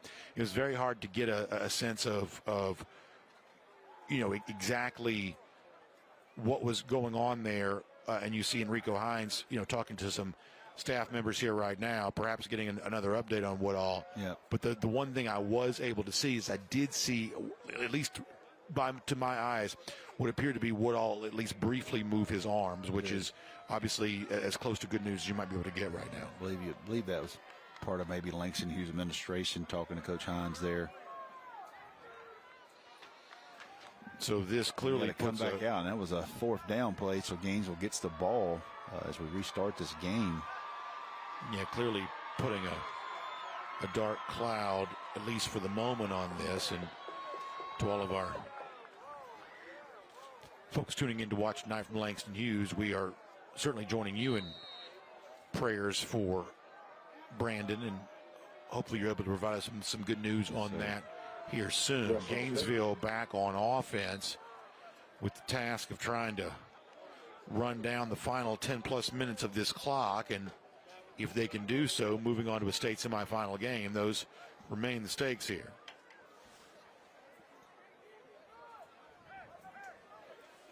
Jefferson wins late over West Lawrence. They will be going back to the state championship again. Had a great time being at Jefferson earlier this year. Great environment, wouldn't it? Obviously, that night they were taking on the defending 4A state champions, North Oconee, who lost a heartbreaker last week, by the way, to see their long winning streak come to an end. But still very impressed with Jefferson, even in a losing cause against North Oconee earlier this year. Yeah, Max Brown got rid of the first play of that game. Remember? That is exactly right. Yep. And they have, when you lose a player like that, you lose a two-way player. Clemson commit. They have rallied this year. 9:23 to go. Gainesville has been operating at a very deliberate pace.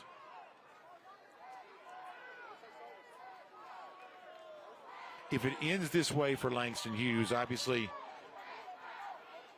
I'm sure they'll, clearly deal with the frustration of a home playoff loss, and yet what a debut season it's been for Enrico Hines. Yep. Yeah, coming over from Berkmar, he was very familiar with expectations, very familiar how this program ran, what it took to win here. And I've been around Enrico for a long, long time, man. He is a really good football coach. That was a great hire to get him here, get him back, coming back from offensive coordinator to this. Dion McKinley came up with that football, but there was forward progress had been stopped, according to the officials.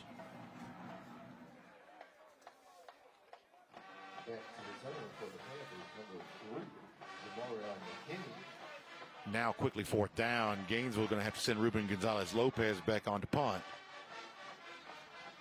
Low snap, gets it away, and it's blocked. Here we go. Second block of the game for Langston Hughes. And on the scoop up, they're going to get a few extra yards tacked on, and so perhaps a glimmer of momentum for Hughes on the block. Lopez picked it off the ground, and then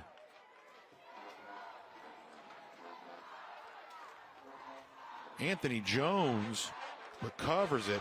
I believe that was Keyshawn Braxton, who also blocked the PAT, that blocked the punt too. Now, obviously, clock is not on your side. Need something quick right here. See if they take a shot.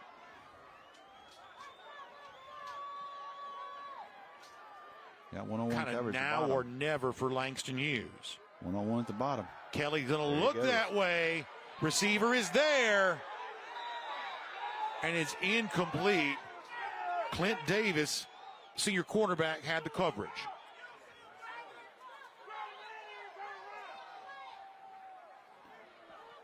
Second down and 10 for the Panthers. Second down coming up. That's the deep shot you wanted to see them take, Rusty. Yeah, I mean, one-on-one right here, and you gotta take a shot.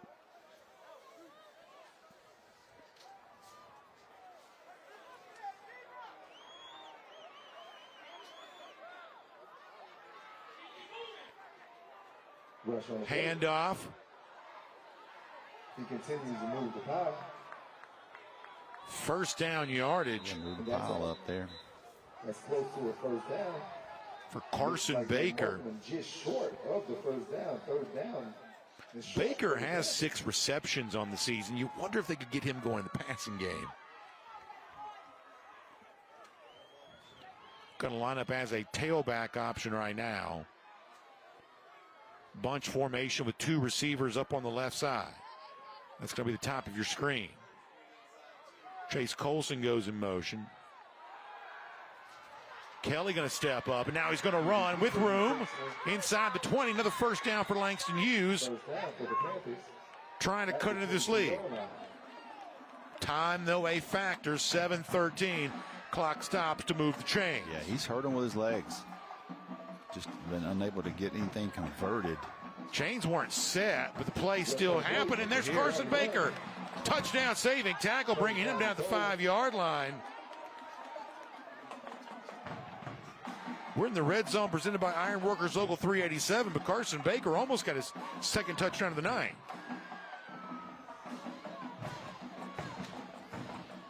Handoff to Baker again, and Baker extends the football, and it's good for a score from 5 yards out. His second of the night, 10th of the season. With 6:54 to go, a 0 FG energy drink touchdown gives Hughes a chance to pull within 14. A nice job reaching out there. Now, I will say this.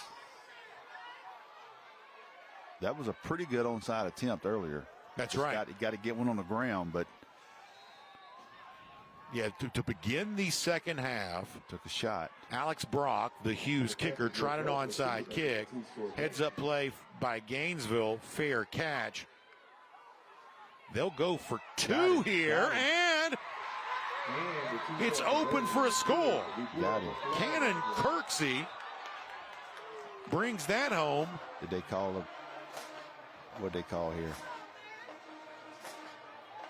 Call pick route. Ineligible receiver downfield. Ineligible receiver. Offensive lineman got too far down the field.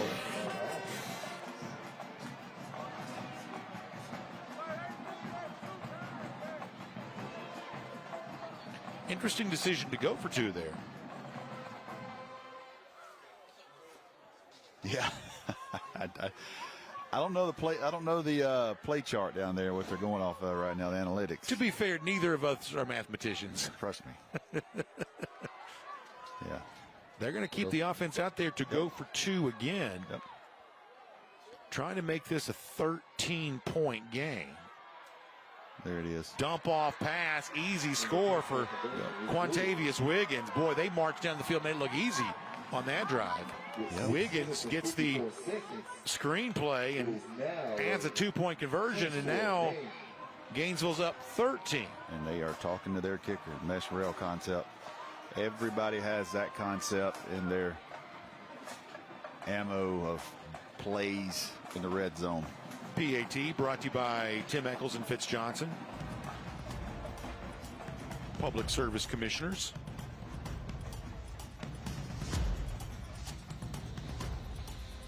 So it's still a ball game Gainesville's going to have to come out and do something with it offensively. You don't want to give it back to Hughes here too quick. And one more time, let me also remind you about Breda Pest Management, that no matter the season, no matter your pest issue, Breda Pest Management will protect your home inside and out from bugs, termites, wildlife, and mosquitoes. Breda is proud to sponsor Georgia High School Athletics. You can get started at BredaPest.com. That's BREDA, BredaPest.com. How about Kennesaw State beating Jacksonville State? Conference USA champs, first year of Jerry Mack. Congratulations. What an amazing situation that is. How about this? Almost a muddle huddle on the kickoff. You rarely see that. But unfortunately, the kick try by Brock didn't get the bounce. They tried to catch him napping with almost like a quick kick. But it's really about, do you get that bounce? We'll go back and see the Carson Baker touchdown. Brought to you by Breda Pest Management. Scoring summary. Quantavious Wiggins would have the 2-point conversion. Langston Hughes does have all 3 timeouts. The Panthers are looking to get a stop. Can they get a stop here? Handoff. Big gain. Oh, what a run. Room to run for Dwight Lewis. He found a block on the right side. Takes it into Panther territory down to around the 32-yard line. That was a huge play to start this drive. All the momentum in the world against you, and they're just blowing people off the line of scrimmage. Look, nobody's touched him yet, Brandon. Pickup of 20 on that. They run right behind big 6'7.5" Carter Mathis. He came walking in with a cowboy hat on, and I was like, my goodness, Tex. Williams goes in motion. Handoff. Hit in the backfield is Dwight Lewis. So that is what Hughes needed. But boy, that clock is an enemy right now.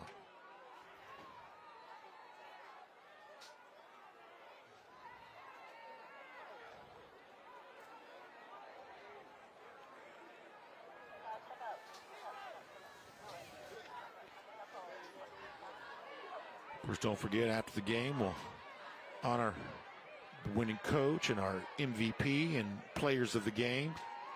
Give you a look tonight on Atlanta News First as well. It scores from across the state, too, as state championship matchups are set in all classifications. But this one, that is a super smart play. Heads-up play by Nigel Newkirk to slide down inbounds, keep the clock running. Man, I tell you what now, that is absolutely knowing what is going on in the game and saving.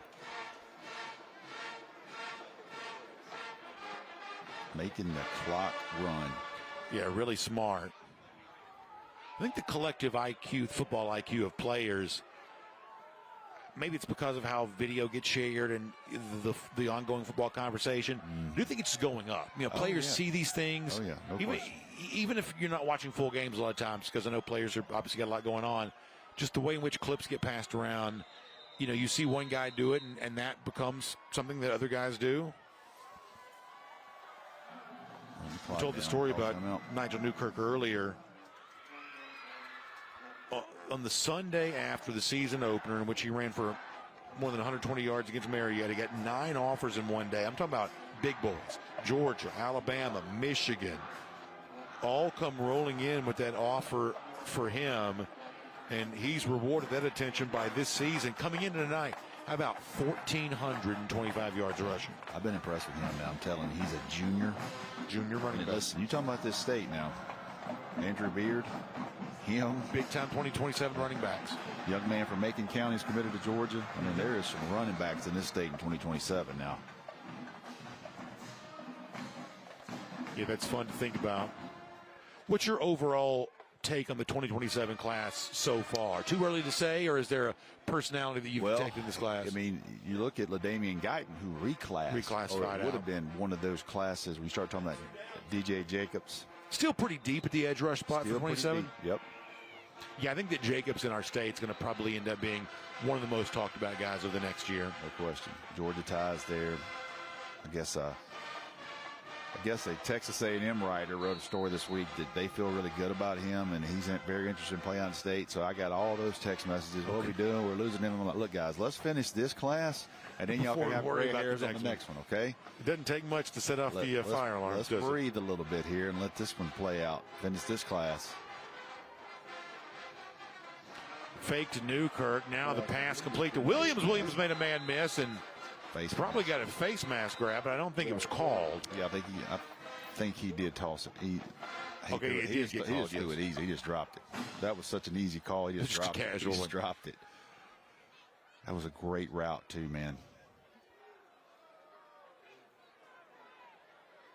Oh, yeah. Personal foul. Yeah. Face mask. See, watch him just drop it. Look. Penalties half the distance to the goal. First down. So Phillip Williams going to Murray State. He was the leading and has been the leading receiver for Gainesville this year, coming into tonight with 612 yards and 5 touchdowns. We're in the red zone, presented by Iron Workers Local 387. Hughes still not using its timeouts right now, and at this point, probably wise to save them. How about Buford going to go on the road to Valdosta, traveling down to Region 1 and going to get a really convincing win tonight? Listen, Carrollton and Buford, that's going to be something else. Now it's on a Tuesday night. This is not always an easy thing to say. You're going to see Newkirk try to find a blocker and follow that on the left side. For all the attention that Buford typically gets, I do think this year's version of Buford has been a little bit under the radar. Well, there's so much attention on Grayson. Yes. There was so much attention on Grayson. Even the national folks like the idea of, a Buford-Grayson state title game that had the national implication there. Yep. Carrollton's really taken a lot of that by the win last week, and but I think this Buford defense is really good. They are real good. Tyreek Green is for real. He's really good. Hey. And from a Georgia standpoint, I really like him going to Georgia. It doesn't hurt. Oh, man, I love them defensively, too. It doesn't hurt to have a little late summer edition of Drake Quinn. That's exactly right. It is what it is. A little post-4th of July blessing. Yeah. Nice play. Nice tackle made there. Russell Simpson, the linebacker, still playing really hard. Tackle made by Russell Simpson. So now they go. Yeah, the night we saw Tyreek Green, which feels like 9 years ago, hit 3 touchdowns that night. We had a big lightning delay that game, didn't we? I believe we did. 2 things I remember: the lightning delay, and Buford had 4 third-grade cheerleading teams. That's true, too. They had just an armada of young cheerleaders. Now Langston Hughes will call a timeout here on a 3rd down play coming up. And I'll say this part. Following social media, and you see they watch the games in Tennessee yesterday. They played in Chattanooga, playing games today in the state of Alabama. Outside it's cold. Some of those games were raining. It's so good. We're going to walk those kids into that building with instant replay availability. I agree. You play in a world-class facility. I agree. It's on a Monday, Tuesday, Wednesday. The entire country can tune in and watch those games. So that's what makes Georgia special. Having 2 networks like us and GPB that cover this, and I.J. Rosenberg and I would talk about it all the time. The ability and exposure in the state of Georgia to have 2 football games on every week that the entire country can just plug in and watch. It's incredible, man. Yeah, we're fans of the sport. We're obviously watching what they do. We appreciate good friends of ours. Yeah, tuning in with us. And listen, I think most of us want as much Georgia high school football as we can get in our lives. And listen, Peachtree Sports Network, Atlanta News First, everybody that makes those decisions to give us this platform and do that with Score Atlanta and us, and it's incredible, man. I'll also echo your sentiment about Mercedes-Benz Stadium. Glad we have that venue for state championship games. And I love the fact that venue, as you got a big 3rd down play coming up here, Hughes trying to force a 4th. I love that it has such a strong representation of high school football. The wall of helmets, artifacts from our Georgia High School Football Hall of Fame. Is Newkirk going to bounce outright? Now cut back in left. He's quick, man. He is quick, but Hughes does get him to the ground, and now that brings up 4th down. The linebacker, Russell Simpson, A little bit hobbled on that. He does not want to come out of this game.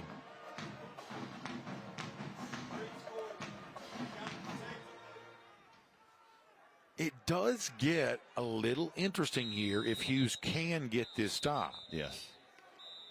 The Gainesville staff beside us, they're saying take a timeout and let's talk about this. They're going to do that, and honestly may give Hughes a chance to check on Russell Simpson, their terrific leading tackler, who seemed to be a little ginger after that play. Winner of this one goes on to face way it is right now. Gainesville will be in Floyd County Thursday. You know, those are two historic programs. Obviously, you think about, I love the classic stadiums, Barron Stadium in Rome, City Park, Bobby Gruen Field, there in Gainesville. You know, two teams, it just feels good to have them potentially playing each other if this lead does hold. Feels good to have these classic, venerable programs potentially playing each other. I can tell you from experience that that place will be slammed out, and Gainesville will bring a big crowd. Rome will have a big crowd. If this does end that way, still some football left. Be a lot of red in the building if that were to be the case. There will be a lot of red in the building. But Hughes obviously still thinks he's got a chance to do something about that with 2:50 left in this game. And a fourth down stop right here would certainly make that a greater possibility anyway. You see, speaking of the red, all the Gainesville folks here. A lot of them started getting here pretty early because, frankly, when you're driving from Gainesville over to Langston Hughes, you never know how long it's going to take. It could take 3 days. I love this text. Ready for another week of pound cake in the Barron Stadium press box. That is what I like to hear right there. Our good friend John McClellan, man, his wife brings us pound cake every time we're up there, and so I'll be up there as a spectator. So Gainesville's going to try a field goal here. Hughes is coming after it, but Logan Gailey puts it through. Now, if you want to play the math game on this, that's not terrible for Hughes. Oh, yeah. For a team that just converted a 2-point conversion, it's 16 points. If you want to use the basketball language here, that's a 2-possession game. Correct. And you know, we talk about some of this stuff, and you know, it's part of the game. It's part of the game. And you look at a team like Milton, who won the state championship and lost a lot. Their season kind of got derailed a little bit with Derek Baker going down. He'll be back next year. You know, you look at a young team like Milton. I think Roswell was outstanding. I'm very interested in this game with them. I'm very, very interested in this game. Because obviously we talked about most dominant teams earlier. Yeah. In fairness, if we're going to mention Creekside, what Thomas County Central has done for most of the year in 5A. I think if you were listening at home, I think they got 32 seniors. Mm-hmm. I mean, they have been waiting on that team for a while. If you look at Gainesville, they got a lot, particularly on defense, but offensive line, Newkirk, quarterback back, there'll be a lot of buzz around them as well next year. Very crowded region there. And don't forget, next year, folks, every 2 years we do this. You get used to one, classifications and regions, what we call things. We're going to do it all again. And next year, the postseason format going to look completely different as the power ratings are implemented across all classifications. I think, am I right? It'll be the 35th year of Corky Kell. Is that right? I believe so. I.J. Rosenberg has got some stuff. He is trying to work. That thing will be next level again. Lopez will kick it deep. This is returnable. Be careful here. This is Wiggins. Oof. He gets across the 30 up to the 33. So with 2:39, Hughes needs 2 touchdowns and 2 2-point conversions.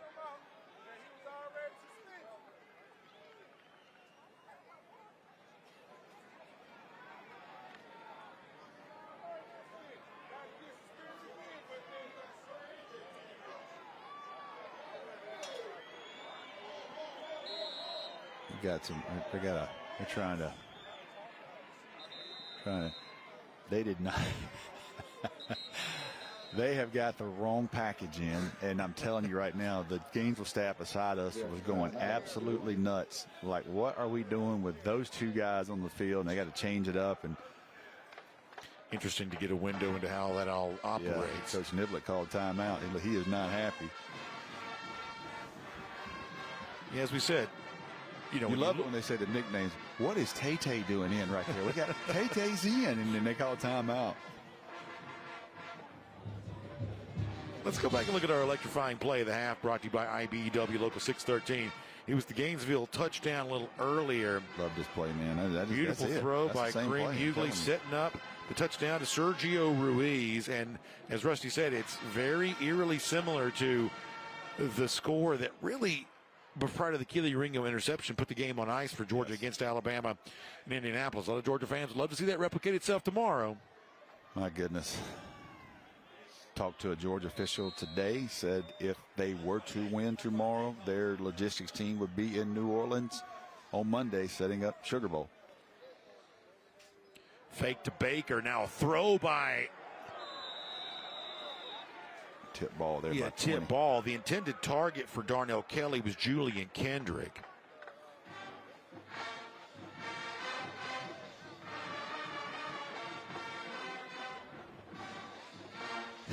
Yeah.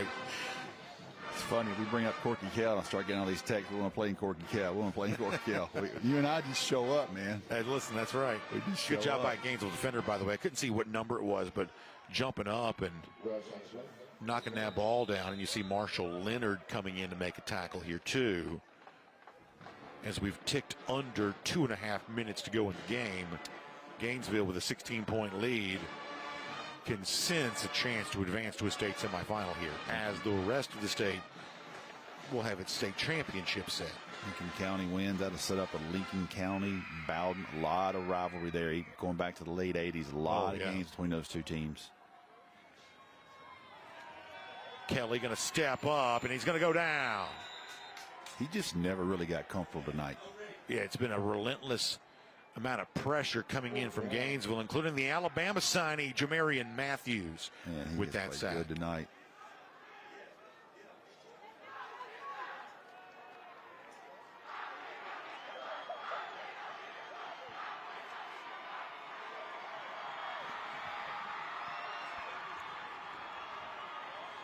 Yep.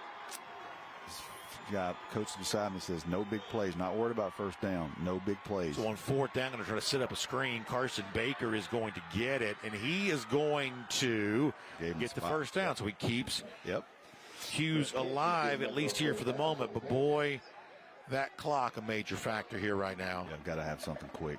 Got to have a big play here. Something quick. Chains are set. Clock starts again. 4-receiver look. Now Baker goes in motion. Just going to dump off to him, and then I'm not so sure that's the worst thing that happened to him, because Gainesville was close and quick on that play. Yeah, just stop that clock. I also take a moment to say to everybody who is a part of this broadcast team with us here on Atlanta News First and the Peachtree Sports Network this year, thank you so much for making Rusty and me sound as good as we can. As you said earlier, we have the easy job in all of this, but on a cold night like this, you got look at our crew right there, man. Camera folks up there on the top. Guys who get here way early in the day, stay way late at night. It's funny because, not funny, but those guys are fighting for their life tonight, freezing to death. You go back to Corky Kell at Kell High School on a Wednesday afternoon when it's 290 degrees, and these people are outside in it. We couldn't do it without them. What you don't see is there's a NASCAR hauler of a truck, behind us, filled with folks who make all the graphics happen, and they get here about 2 o'clock each Friday from all over the South, drive in to do that. So appreciate those guys. I got to say, let's get this play in here. Kelly pumps, now throws, caught by the tight end Colson. Let's finish this up here. We'll have a little time. 40 seconds. Hughes trying to add a score here before it's done. Bottom of the field. Kelly going to look and let it rip towards the end. Beautiful catch, and it's a score for Jamarian McKinney. Here we go. This 2 points huge right here. This is life or death for you right here. This 2-point play. Yeah, if you connect on this 2-point conversion, theoretically you still have some chance. You're in this thing. This is a big play, Brandon. Let's see if they can make it happen. As Rusty said, the original onside kick attempt to begin the third quarter had a chance. So Kelly with Baker to his right will look. Now rolling right. Gonna have to hurry. Gets rid of it. It's caught. That's Jamarian McKinney again. Here we go now. Hold on. And here we go. We have a lineman downfield. Kelly kept that play alive for a very long time. Sometimes those linemen get a little far out front when that happens. And Drico Hines is not going to be happy about it. Block in the back. You're going to say block in the back. 10-yard penalty. Retry the PAT. So you're going to back it up all the way 10 yards now. Goodness. So that is a very different kind of play call.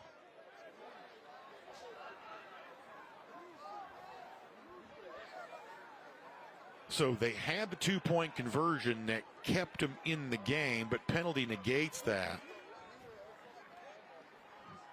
McKinney caught the touchdown, caught that 2-point conversion. Do you dare go back to him again? He's a slot receiver on the right side. Getting rid of it quick into the end zone again, and the score is good again. Here we go.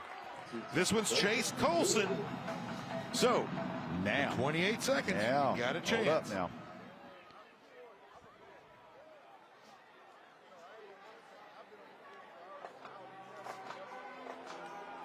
That's, as our producer Roddy White points out, so it's 2 straight touchdowns that have resulted in 2-point conversions for Langston Hughes.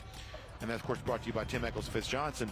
Both of those came after initial penalty. So they've essentially connected on 4 2-point conversions in this quarter, but only 2 of them have counted. Yep. All right, so I'm telling you, Brandon, I've seen some crazy stuff happen before, man. You got to get the big bounce, though, here. Yep. You got to get that football to turn over. This kickoff brought to you by Legacy Structures. Langston Hughes has been on the ropes for much of this second half. But if Alex Brock can get this football to turn over and take a high bounce, who knows what happens after that? Russell Simpson gave him some words of encouragement. Now they bunch together. They're going to try it again. Ball is going to be covered by Gainesville, so they like that muddle huddle on the snap. Yep. They like doing that, but unfortunately just didn't get the wobbly kick that makes it harder to catch. We'll go back and see the scoring summary brought to you by Breda Pass Management. And by the way, a great job by Gainesville of recovering that. Their up men tonight have done a really good job. Although let's remind ourselves here, Hughes does have 3 timeouts.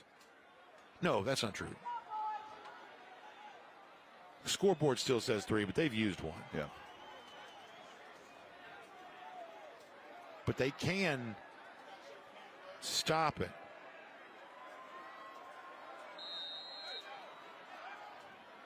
Although Gainesville is going to go into a victory formation. Takes the knee. Clock going to run. Hughes going to be content to let that happen. And one of the biggest stories in high school football across the country. The Gainesville Red Elephants, after a second-round blowout win, turned into a brawl that resulted in more than 30 suspensions. Legal maneuverings, plenty of debate, but ultimately, the only response is a Gainesville win. 40-32 tonight over Langston Hughes, and the Red Elephants will advance to take on Rome in the state semifinals next Thursday night. Yep. In Rome.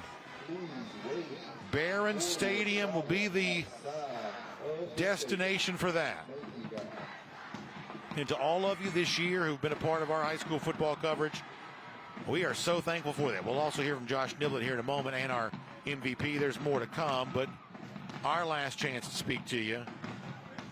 We're grateful for you.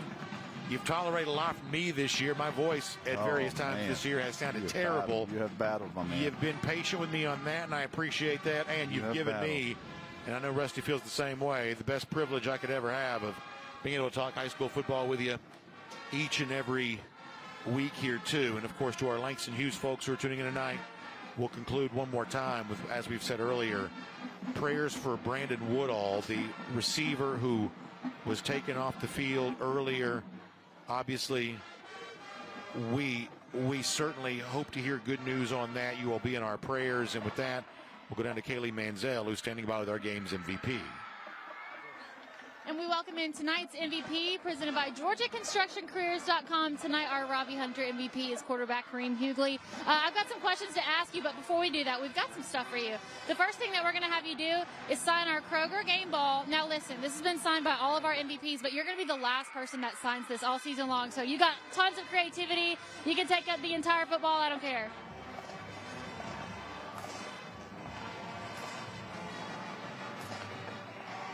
See, the good thing about you is that I can tell that you've practiced this before. It's in cursive. Yeah, he's definitely done that in a notebook a few times. And then on top of that, we've also got some hardware to give you. This is for you to keep since you are our Robbie Hunter MVP. So first quarter, early interception. After that, it was a nearly flawless game for you. What were some of those in-game adjustments you had to make early on? I think just in the beginning, I probably rushed it a little bit. And, you know, I got my teammates' support behind me. They're telling me, hey, you know, we're still behind you. We still got your back.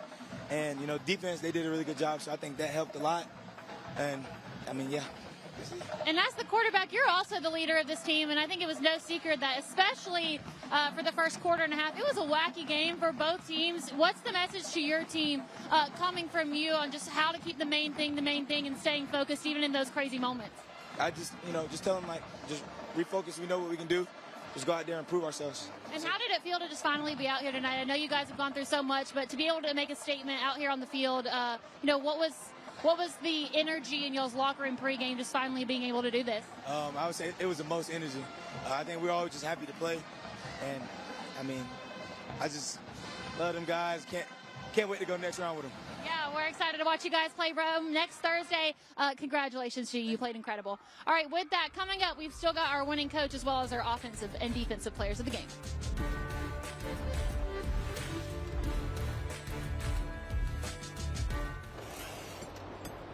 Hey, is the power off on this? I don't know. Just take it off. Safety violation, unsafe work conditions. In the construction trades unions, safety is our highest priority, and we train you to recognize and speak out on unsafe working conditions so that everyone arrives and goes home safely. Learn about careers in construction at GeorgiaConstructionCareers.com. Nothing is as pure and special as high school sports in the state of Georgia. And Score Atlanta is its #1 fan. High school sports are about families, kids chasing their dreams, communities supporting their teams year in and year out, neighborhood signs, and off-season workouts when nobody's looking. It's the biggest stage that young athletes get to climb for the very first time. And Score Atlanta wants to connect your brand with Georgia high school sports in ways that have never been available before. In addition to our Georgia High School Sports Daily Show, Score Atlanta provides continuous coverage of the Georgia high school football season through its televised games, stories, and rankings. Score Atlanta puts on some of the most notable events like the Corky Cal Dave Hunter Classic, the Georgia High School Football Hall of Fame, and the Georgia Elite Classic. All of these elements offer sponsors exclusive opportunities and exposure. So let's talk about how you can reach millions of people who enjoy Georgia high school sports. For more information, contact Score Atlanta today. And as we begin to wrap up, it's time to recognize our body armor players of the game, our offensive player of the game, Nigel Newkirk, and our defensive player of the game, Darren Williams. It's easy to remember, 6 for 6, 6th interception of the season for you. I really feel like that was the turning point of this game for y'all's team. Just walk me through the play call. What are you seeing in the moment, and at what point did you realize I'm taking this to the end zone? So first off, my D-line got a good rush. The quarterback got the ball out. The receiver, he had tipped it. So I went and caught it, and I seen nothing but green grass, and I knew I was going to score. I also like that you gave credit to all your other guys. I know you've been in it for a while. And for you, I think one of the more exciting plays of the game, your 80-yard return. How important was the special teams execution tonight for you guys? First, I want to thank God, my teammates, and my coaches, and Coach Niblett. But special teams, you know, Coach Dion, you know, that's the first thing in the morning. We come and work on special teams for like 30 minutes. So special team, that plays like a big part of our team, and we just execute very well. And almost every game, we always get a big play on special teams. Special teams is the main factor of the game. Absolutely, and for you guys traveling on the road tonight, Langston Hughes was the home team, but you would have never known that by the crowd noise. Gainesville showed up tonight. How important for it was y'all for them to be involved in this game, and how do they help you throughout the course of the game as well? We have a good community behind us. They love us. They're going to cheer us on every game, no matter win, lose, draw. They're always going to be there for us. All right, with that, we'll also welcome in our winning coach, presented by the Gwinnett County Sheriff's Office. Coach, I know you've had to make a lot of statements recently about off-the-field incidents, but what was the statement made by your team tonight on the field? Just connection. Our kids are connected. You know, our motto for the whole playoffs is lock in, lock out. Lock in the things that matter, lock out the things that don't matter. And I can't say enough about our kids, our program, our staff, our community, just everybody involved. But then, you know, once we found out Monday that, you know, we could have a little bit of a normalcy of a week, but our kids handled last week well. And this is just a different makeup of these kids. I mean, their heart and their minds, I mean, they're mature beyond their age, and they do a lot of things professionally, and they love to play this sport, but they love each other more. And they truly love playing with each other, and I think you can see that when you watch them play. I really thought the turning point of tonight's game was Darren's pick six. I mean, what was the reaction from the sideline as that was going on, and what did you make of the defense's performance as a whole, especially in the second half? Well, that's not the first time he's done that. I know. First round of the playoffs, he had 2 pick sixes. But he's a heck of a player. Our defense just did a really good job of keeping the ball in front. They live and die for big plays. We gave up a couple of those. But I thought our guys, we talked about all week, make them snap the ball, be good on first down, earn the right to rush the passer on third down, put them in situations in third and long. We were able to do that different times in the game and timely times. But, yeah, his pick was huge, gave us a shot in the arm on the sideline. But, you know, I'm just proud of our guys making plays when they needed to make plays. Last thing for you, Coach. Now you're going to have a Thursday night game. What's the one thing that you want your team to take with you or take with them from this game? Well, first of all, to God be the glory. I'm so blessed. I mean, God's good.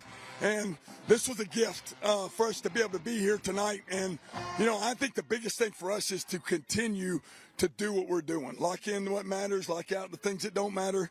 It'll be a shorter week, so we'll have to take a day shorter from what it is. But for these guys, shoot, they don't care. I mean, they just want to play ball. And all I got to do is make sure I get them on the bus and get them there, and they'll do the rest. But I'm proud of them. And we're proud of the opportunity to be playing in the semifinals, and looking forward to it.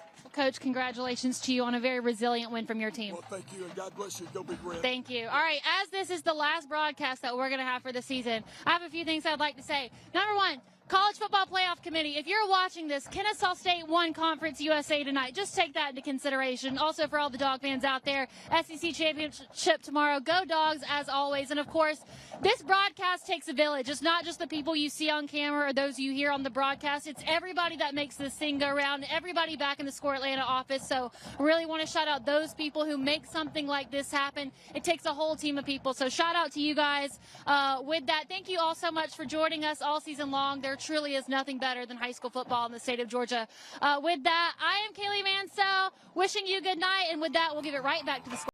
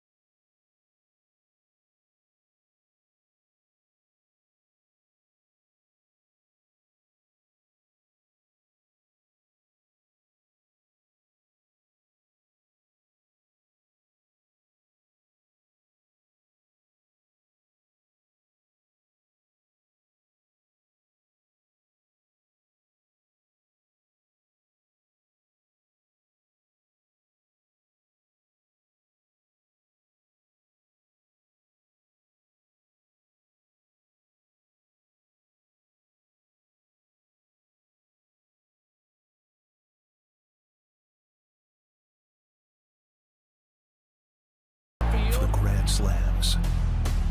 Fastest to 200 strikeouts. The buzzer beaters. all-out blitzes.